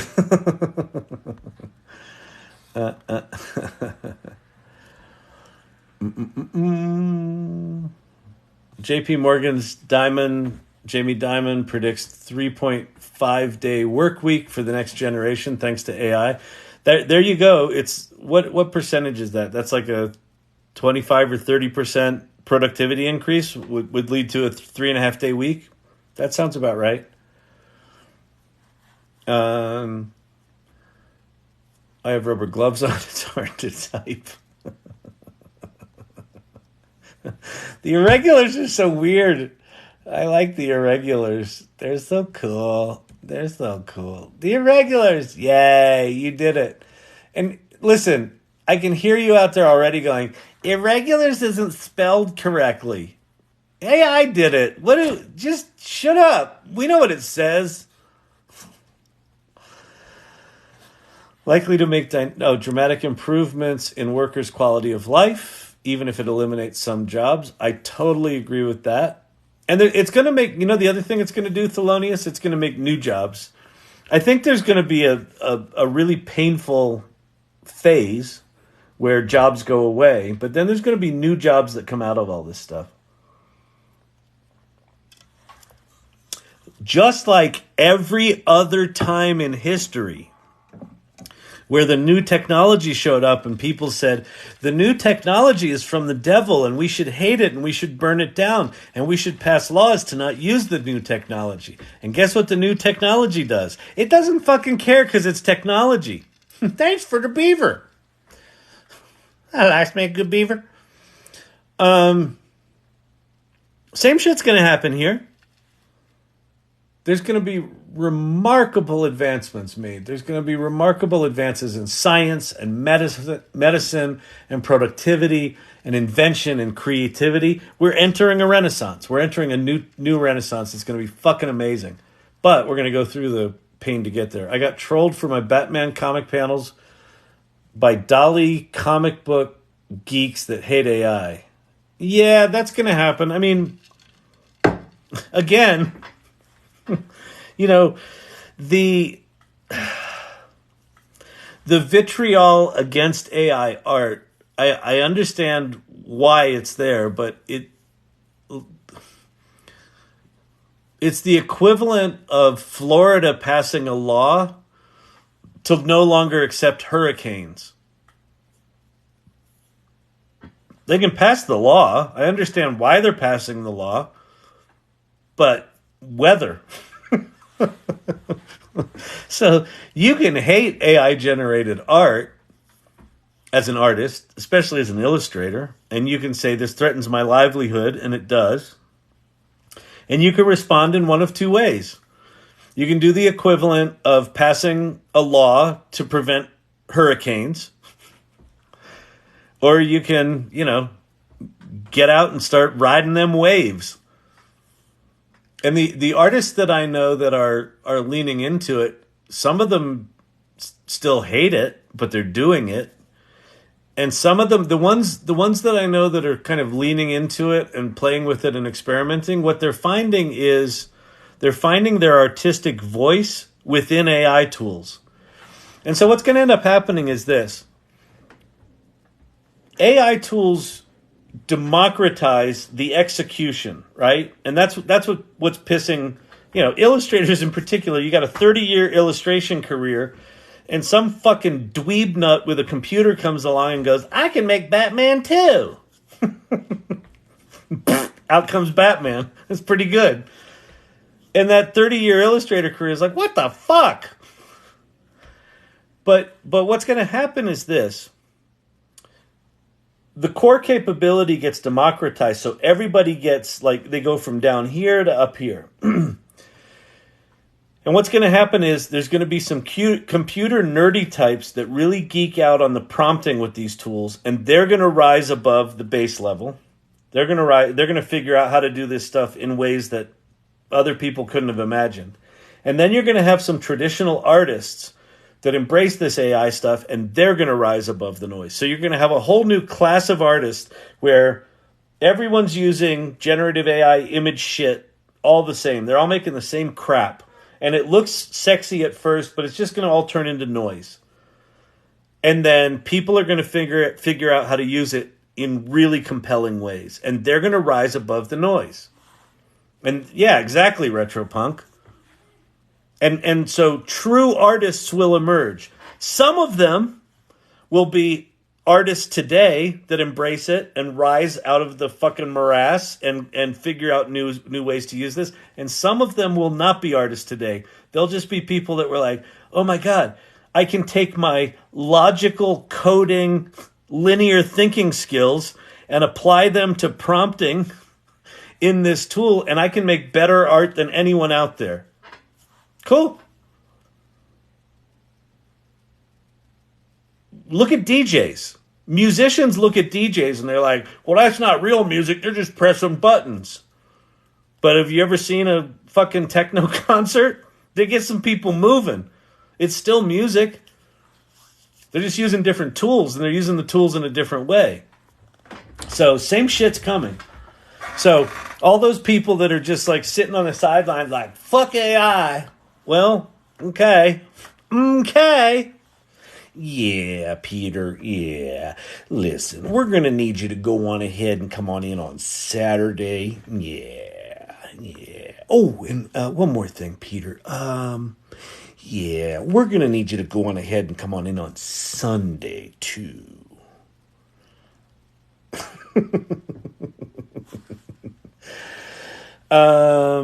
Do I have to AI my CV for every job I apply to? You know what's funny? So I was talking to, there were some new people that moved into my work building today, and I was talking to them, and of course I started going, "Hey, have you played with AI yet? Because I'm a crackhead." But the woman said that there was a guy that used to work at that company, and he got a new job. He had been looking for a new job for like 2 months, sending out his resume and getting nothing, like hundreds of applications. And he said, "Oh, fuck it." And he took a job description and he took his resume and he pasted it into ChatGPT, and he had ChatGPT make him a new, refocused the resume and wrote him a cover letter, and he got 3 interviews in one mailing. Like he'd been trying for months, got nothing. And did basically a custom resume per job and a custom cover letter per hiring manager, and got a job. Like he got three appointments in one day in one mailing, and booked one of the jobs. So yeah, I think you will. I think the era that we're moving into is an era of hyper personalization, and I think it's everywhere. So it's like sending out a generic email to someone, any kind of formulaic mail is going to get increasingly stupid, because I'll be able to do an incredibly personalized email, like for outbound sales. Now, as the receiver of that shit, it's going to get really annoying because it's going to get hard to sift through what's real and what's not. But there's the good side of it is I'm going to have hyper-personalized music, hyper-personalized gaming, hyper-personalized business interactions. I'm working on the workshop that I'm working on for Wednesday night. The deck that I'm working on for the workshop, I'm putting all custom art in that. Why? Because why not? Customized stuff, and it just takes a few minutes, and you have this sort of fully blown out, really impressive looking, crazy ass thing. It's cuckoo. It's cuckoo, people. It's just nuts. It's just nuts. Ding ding ding ding ding. You can make money with ChatGPT. You can make money with ChatGPT.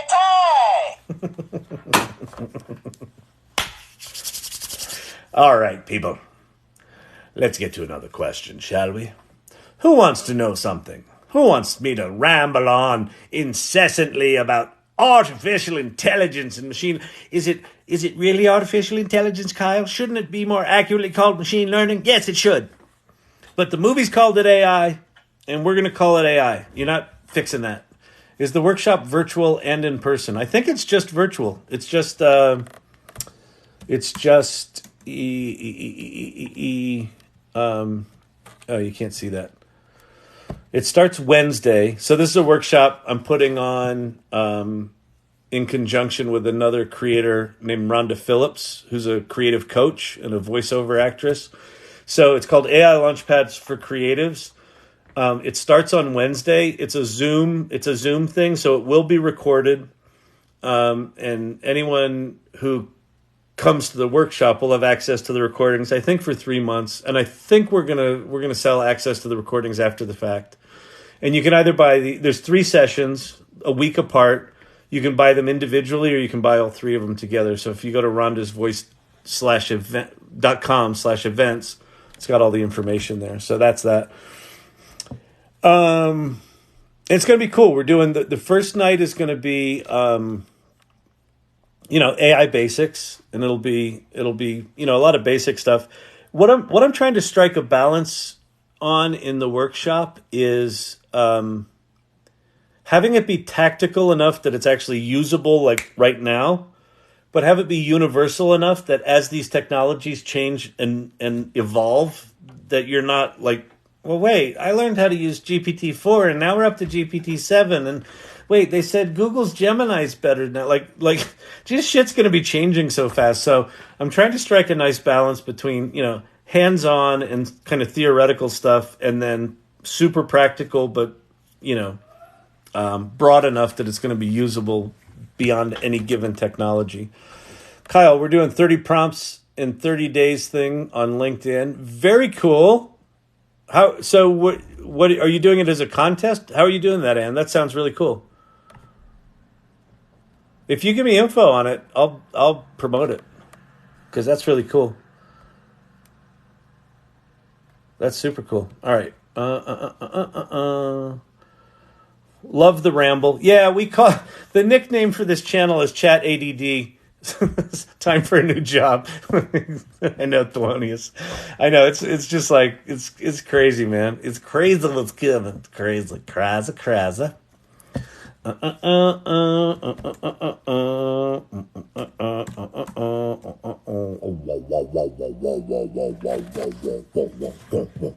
Waka waka.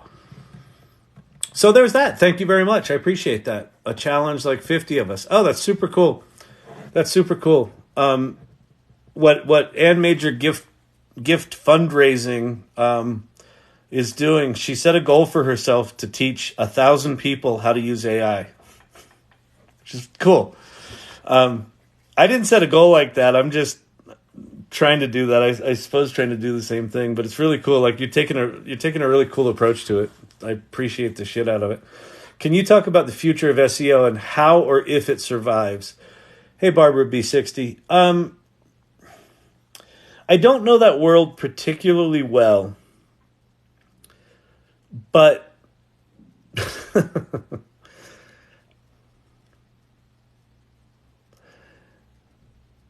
I struggle. Well, there's a couple of things.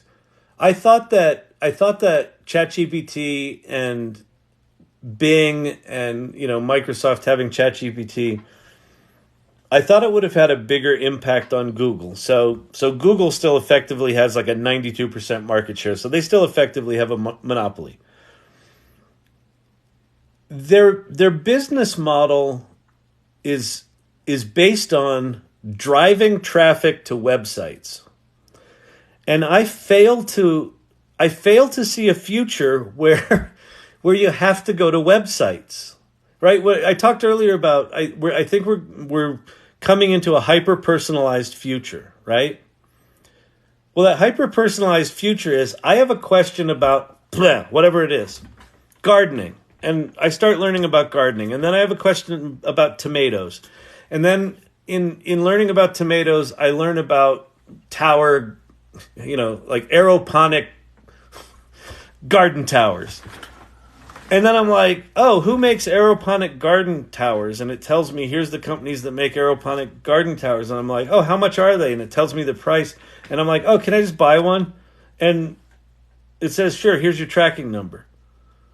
All of that's within a ChatGPT-like interface, or it's an agent that I'm interacting with. I never had to go to the website.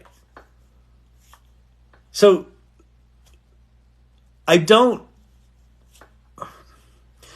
think we might have LLMO, which is large language model optimization, which is, how do you get in that fucking conversation? If the end user's having a tomato conversation, how do you get in that conversation? And to the extent that Microsoft or Google or Apple or anyone pollutes the LLM's answer with too much injected shit, people won't trust it and they'll stop using it, right? There's too much competition right now. There's not a consolidation. So just like Google, when it unseated Alta Vista, had to be better at search, and then as it got bigger and bigger and bigger, it didn't have to be better at search anymore. It had to be better at manipulating people to use their service more and more and more and more. So now that's at threat because of this stuff. But I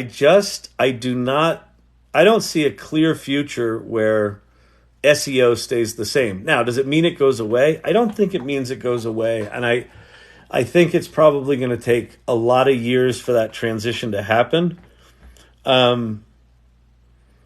But I kind of go back, it's funny. It's funny. I oscillate wildly with Gary V, whether I'm like, oh wait, genius. Oh wait, no, just no. But yes, no. I go back and forth a lot. And he has been really consistently on content for years. He's also on understand algorithms and do the SEO. Like he does a lot. He does, his company does a lot of that stuff. But I think the content thing, I think it starts to come down to content and to people that you trust, that you connect with, and sources that you trust, and because everything's going to be personalized to you. So I don't have a good answer for you other than I think it changes radically. If not goes away and just becomes something else. We're dancing in the baby 1990s phase of AI. Yeah, exactly. Exactly, Ted looks at life. So I started this company called agency.com in 1994, which was one of the first digital agencies. In the early days of the web, there wasn't anything there. It was just stupid web pages with blue hyperlinks on it. And then we figured out how to put images on them. And then we figured out how to make them animate. And then Flash came along and we could do interactive banners. And there just wasn't anything there. And you could kind of sort of future cast what it's going to look like when this stuff is ubiquitous and it's everywhere. And you could kind of see a future that looked like what we have now. But it took a lot of years to get there. With this AI stuff, Ted looks at life is right. We're in that stage where it's just like white pages with blue hyperlinks, and it's the tools are very, very raw right now. As these tools get more sophisticated and they get autonomous, where they can take actions and they can do things for you. Like if you play with Pi, the Pi chat app, where you can talk to ChatGPT, essentially, a ChatGPT-like thing. Right now, you can tell it, hey, would you email me that? And it'll say, sure, I'll email you that. And then you're like, where's my email? It's like, oh, I'm sorry, I'm a large language model. I can't email anything. That's not going to be like that for long. So everything's going to start to get connected to everything else, and these things that we interact with and talk to are going to take actions on our behalf. And they're going to go out and get us the information we need and bring it back to us in this hyper-personalized way. Where's the website in that? I could choose to go to a website, right? So I think websites will still remain, kind of like plays still remain, right? Why is Broadway there? Because the experience of going to a play is different than the experience of going to a movie. It's just kind of a niche kind of thing now. Not as many people can go to a play because you can't stick actors in a film reel container and ship it across the country, right? Now it's all digital anyway. So we still have plays, but they're kind of this quaint remnant of another age. And I think that's what websites will be, a quaint remnant of another age. And we're just going to live in this increasingly dynamic, personalized world that centers around what each of us like. Social first content. Websites become the terms of service of digital. Yeah, exactly. That's the resource you go to learn all the shit, right? Yeah, that's interesting. I think the future is darkness because if AI will get consciousness, it won't need a human. That's a point of view. I think that what's called the Frontier Model Coalition or whatever the hell they came up with, the big players are very aware of that danger, and I think they're gonna work to keep it on the rails. So that while that's a possibility, I think there's also a very real possibility that these tools do allow us to move to a 3-day work week, do allow us to reinvent ourselves in incredibly new ways, incredibly quickly, and might even return us to our humanity. Like, especially here in the States, we've really gotten to a place where we're not very nice to each other, and it's very unnecessary. And I think there's I think there's a future. There's another possibility where it's not a future of darkness; it's a future of reconnection and reinvention, and that's the one I'm committed to living in. So, like Scotty talking to the computer through the mouse. Websites, how quaint! Exactly. Oh, you still have a website? Are you still on AOL? You have any AOL email? That's kind of cool. That's kind of hip now. Wow, you got an AOL email? Oh, it's kind of hip again.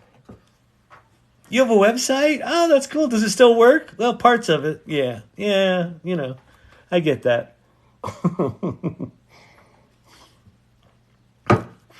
How's that SEO agency working for you? Yeah, we're getting good traffic to the website. We had 7 people show up this week. Oh, it's fucking depressing. When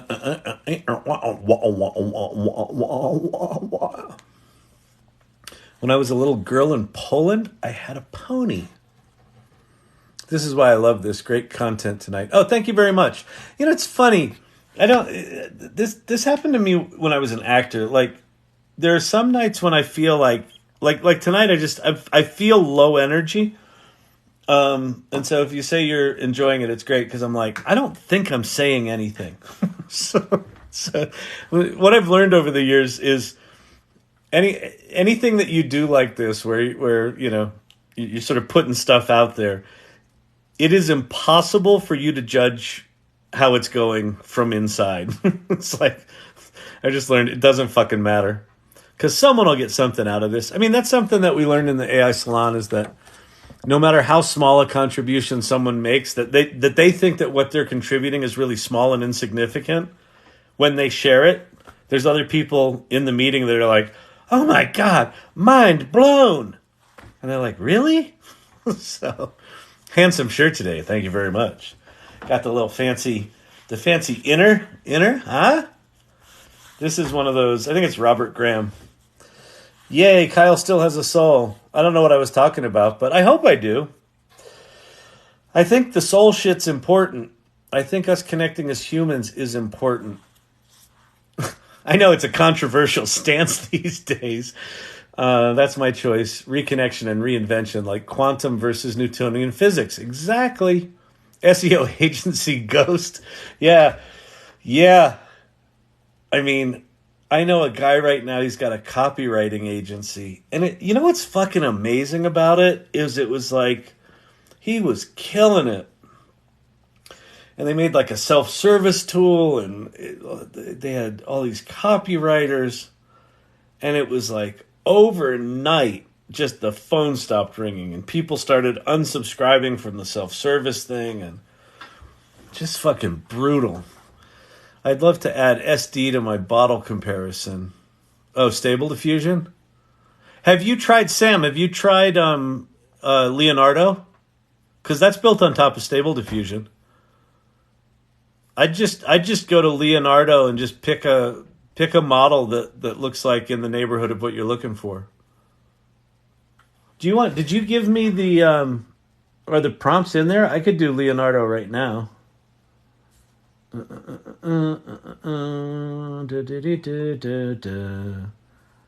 think you gave me so let me show you. Actually, you did. I can go do Leonardo right now. So I want to show you. So Sam Korn, who's on the call, did a cool demo where he took the same prompt and he did it in Midjourney, Ideogram, and DALL-E 3, and then and the results are really cool. So, and they're kind of what I would expect, but it's neat to see them. So All right, so these are Mid-Journey images. So wait, the prompt is beautiful green and blue curved translucent perfume bottle with a wood and gold cap with the gold lettering that reads Gracio, Gracio, in smaller text. Okay? Do you have a preferred stable diffusion platform? Yeah, Leonardo. Well, if I recommend Leonardo because it's just a web-based front end. I use Automatic 1111 if I'm going to generate a bunch of shit. If I just want to knock out an image, I use Leonardo just because it's easier. I don't need to set up a Google Colab. Okay, so here's the Mid-Journey images. So there's one. So a curved blue and green bottle with a gold and wood cap. It doesn't have the one. Prompt is specifically a hypothetical marketing exercise. Yeah, that makes sense. Okay, so that's Mid-Journey. Why? There we go. There's another one with the letters Gracio. See? P-R-C-A. Gracio. And they're Greco. It's almost a golden wood top. There's another. So those were Mid-Journey. All right. And then the next one was Ideogram. And Ideogram, its claim to fame is it can do text. So Ideogram, wood and gold top, yes, check. Blue and green bottle, check. Gracio, check. There's that one. That's okay. That sort of says Gracio. That says Gracio. It's not super elegant, but kind of in the neighborhood. So Ideogram is more accurate. All right. And then here's Dolly 3. Gracio. Wood and gold top. Beautiful bottle. Beautiful shot. Gracio. Wood and gold top. Beautiful bottle. Beautiful shot. Gracio. Beautiful bottle. Wood and gold top. Right? So accurately capturing what was in the prompt. So let me go let's go do a little experiment. Are you, I assume you're cool with this, Sam. Yeah. I'll run over to, what is Automatic 1111? Automatic 1111 is it's a web front end for Stable Diffusion that you kind of have to install using command line shit. And then people put them in what are called Google Colab notebooks where they sort of write the code to make this application, this web application. And you run it in Google Colab and then you go to a like a website and you can play with Stable Diffusion with a nice front end. Okay, so here's the bottles. So let's grab the prompt, copy, and then let's go to Leonardo.ai. Oh, look, I went to a tab with Leonardo on it. How cool am I? You're so cool, Kyle. Kyle, you're so cool, man. All right. Am I in? Okay, I'm on Canvas. So how do I get out of here? Here we go. So we're going to go AI image generation.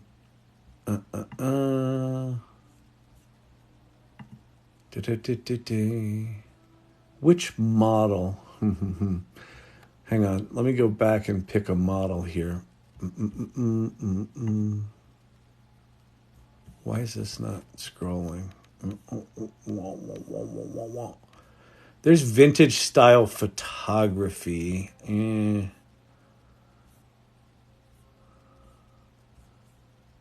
Create unique, intricate amulets. That's a little specific.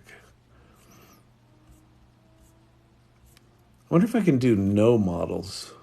Image creation. Oh, RPG version 5. Okay, so we're going to take that prompt that you said. We're just going to use a generic model, and we're going to generate. Let's see what we get. What all is this? So what this is Sam Korn set up a prompt for a marketing exercise and then tried it in Mid-Journey, Ideogram, DALL-E 3, and then he said he wanted to do it. Yes, and major fundraising. I do not have vision in ChatGPT either, and I'm bitter about it. Oh, these are actually not bad. Didn't quite get the wood top. It's got a piece of wood that is a top. Is there a model for product photos? There might be. I haven't looked. It did 2 bottles here. It actually got the text pretty good here. They're not super sophisticated, but I mean, these are at least in the neighborhood, Sam. That's pretty surprising. So this is Stable Diffusion. This is just with their RPG 5 model. Let me see what other models they have here. Here's Stable Diffusion 2.1. Let's generate it in Stable Diffusion 2.1.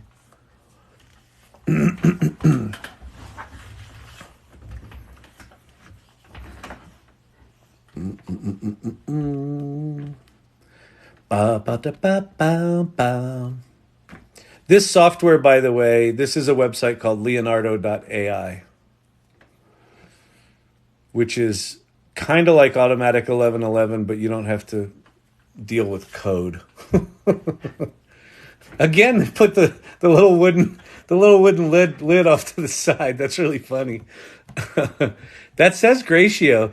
These models are getting better at text. That's fascinating because they used to really suck at text. So they're in the neighborhood.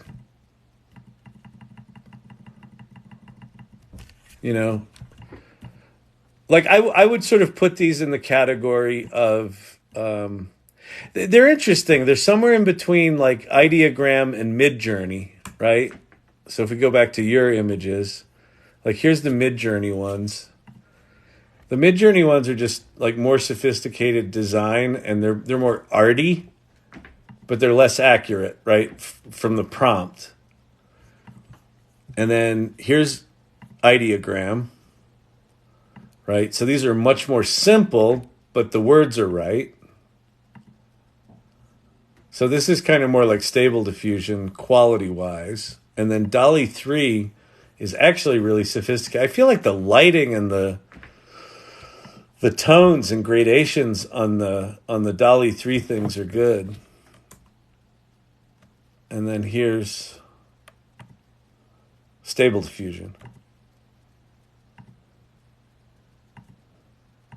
I mean, you know, it's a really fascinating exercise, and we did a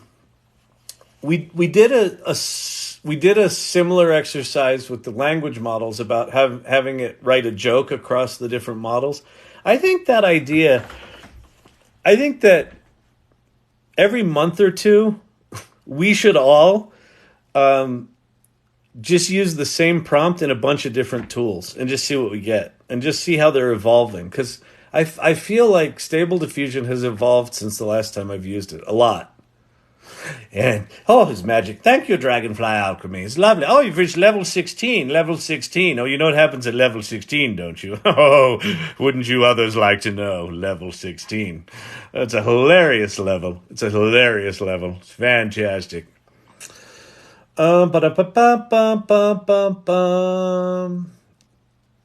Ideogram is Walgreens Cologne and Leonardo is Bergdorf Goodman. That's good. That's good. Ideogram was totally Walgreens Cologne. Oh, that's hilarious. Oh, thank you for the lemonade. It was spiked, you know. Oh, reached level 20. Level 20. You know what happens at level 20, don't you? You can make money with ChatGPT. You don't make money before level 20.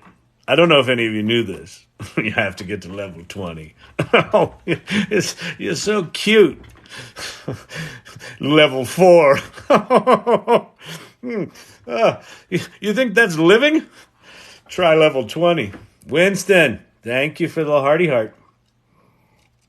All right. I gotta go. I'm getting crispy, people. I'm getting crispy. I'm a crispy critter. You know what I'm saying? You know what I'm saying? Yeah, I hit him. I bit his ear. What all is this? That's what he said. Do.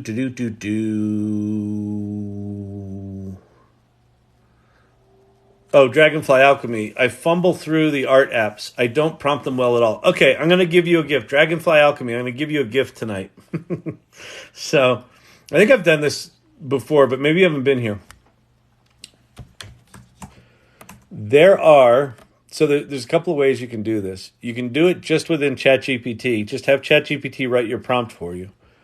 But there are also, if you go to Poe.com,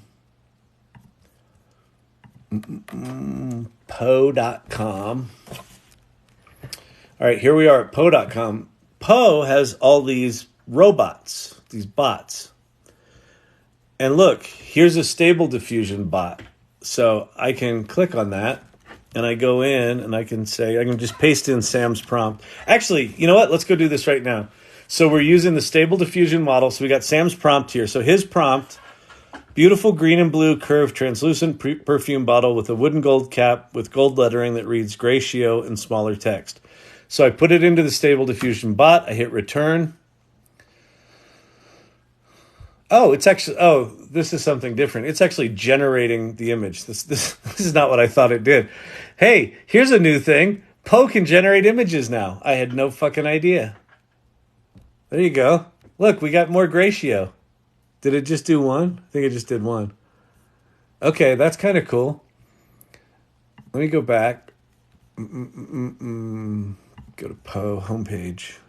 So that generates images. Okay, Midjourney. Let me see if I can find a Stable Diffusion one. How do I search here?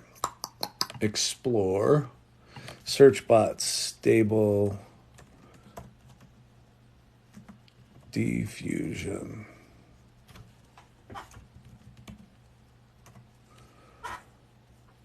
All right, here's Stable Diffusion 3. Oh, this one we got to use. Oh, this is great. So Stable Diffy is a bot. It's a prompt generator for Stable Diffusion based on ChatGPT and customized by Turtle AI's by Turtles AI. turtlesai.com. So this is a turtle-based tool. So we're going to take Sam's prompt, we're going to put it in here. It should rewrite it for us now. Okay. Stable Diffusion prompt rewritten. Mesmerizing perfume bottle made of translucent glass, graceful curve, adorned with wooden gold cap. The bottle features exquisite gold lettering that reads Gratio in elegant, smaller text. The photo is set. Oh, see what they're doing here with the numbers? Those are weightings. So they're actually weighting different parts of the prompt here, which is interesting.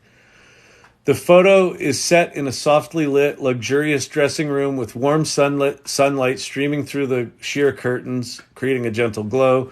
The scene exudes an aura of sophistication. This might be too fancy for what Sam is trying to do, but whatever.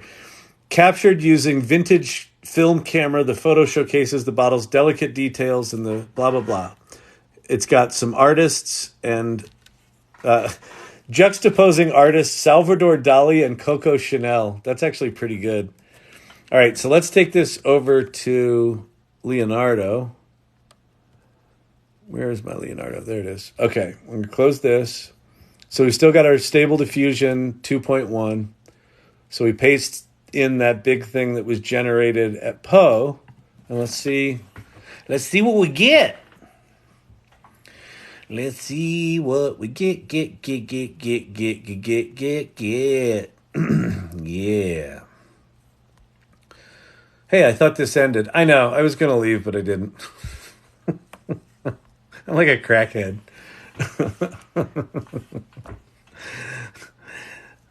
Oh, yeah, I'm a crackhead. Remember that from, what was that from? Was it, oh, no, it wasn't Pulp Fiction. It was oh, fuck. It was a Spike Lee movie, and it was Samuel Jackson when he was really skinny going, I'm a crackhead. I'm a crackhead.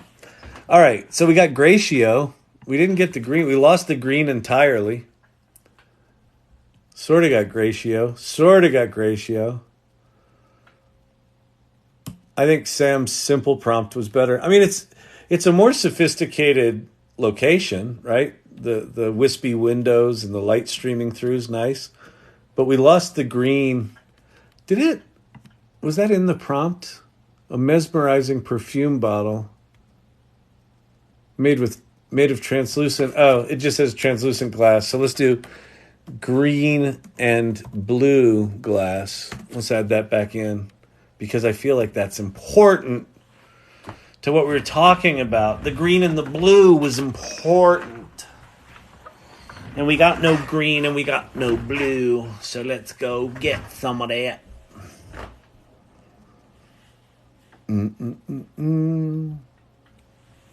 Bum ba-dum bum ba-da-bum ba-ba-dum bum ba-dum ba-da-dum. Yeah, that's looking better.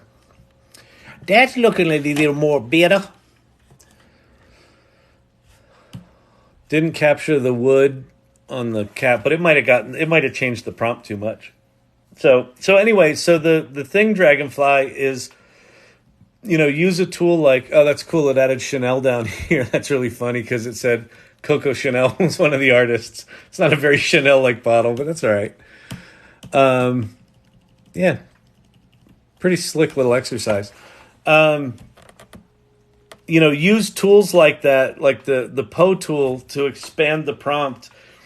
And whether or not you end up using that prompt, what those tools do for me is they kind of remind me, oh, right, I can put in some sophisticated things like camera lenses and lighting descriptions and things like that. YouTuber MattVidPro just posted an X he got on ChatGPT DALL-E 3. What do you mean an X? Oh, posted on X. He got ChatGPT DALL-E 3? That motherfucker, really? Retro Punk, you're gonna make me cry. Again. I'm gonna go. I'm gonna take my TikTok and go. Oh, sorry. You can make money with ChatGPT. All right. Well, hopefully sometime this week Sam relents and gives me my features. Let's do our little romper room here. Yeah, exactly. Start presenting turtles. Thank you, Clint, for calling the irregulars to order. All right. So let's see. We got Emilio's wife in here. Cavruno, good to see you tonight. Barbara B60, thanks for being in here. Ted Looks at Life. Luna Shtick. Sam, of course. Thank you for letting me use your prompt. That was pretty cool. Mike Rose in here tonight. Thanks, Mike. Who else we got? Thelonious. Oh, Firefly. A name by any other name would be as bright. Nancy, good evening. Dragonfly Alchemy, thank you for your time. Clint, as always, you're amazing. Retropunk. All right. Down in the mud. Couple of dinosaurs and out. Peace out, everybody. I'll see you tomorrow. Have a good night. Thanks for hanging out with me. We'll see you soon.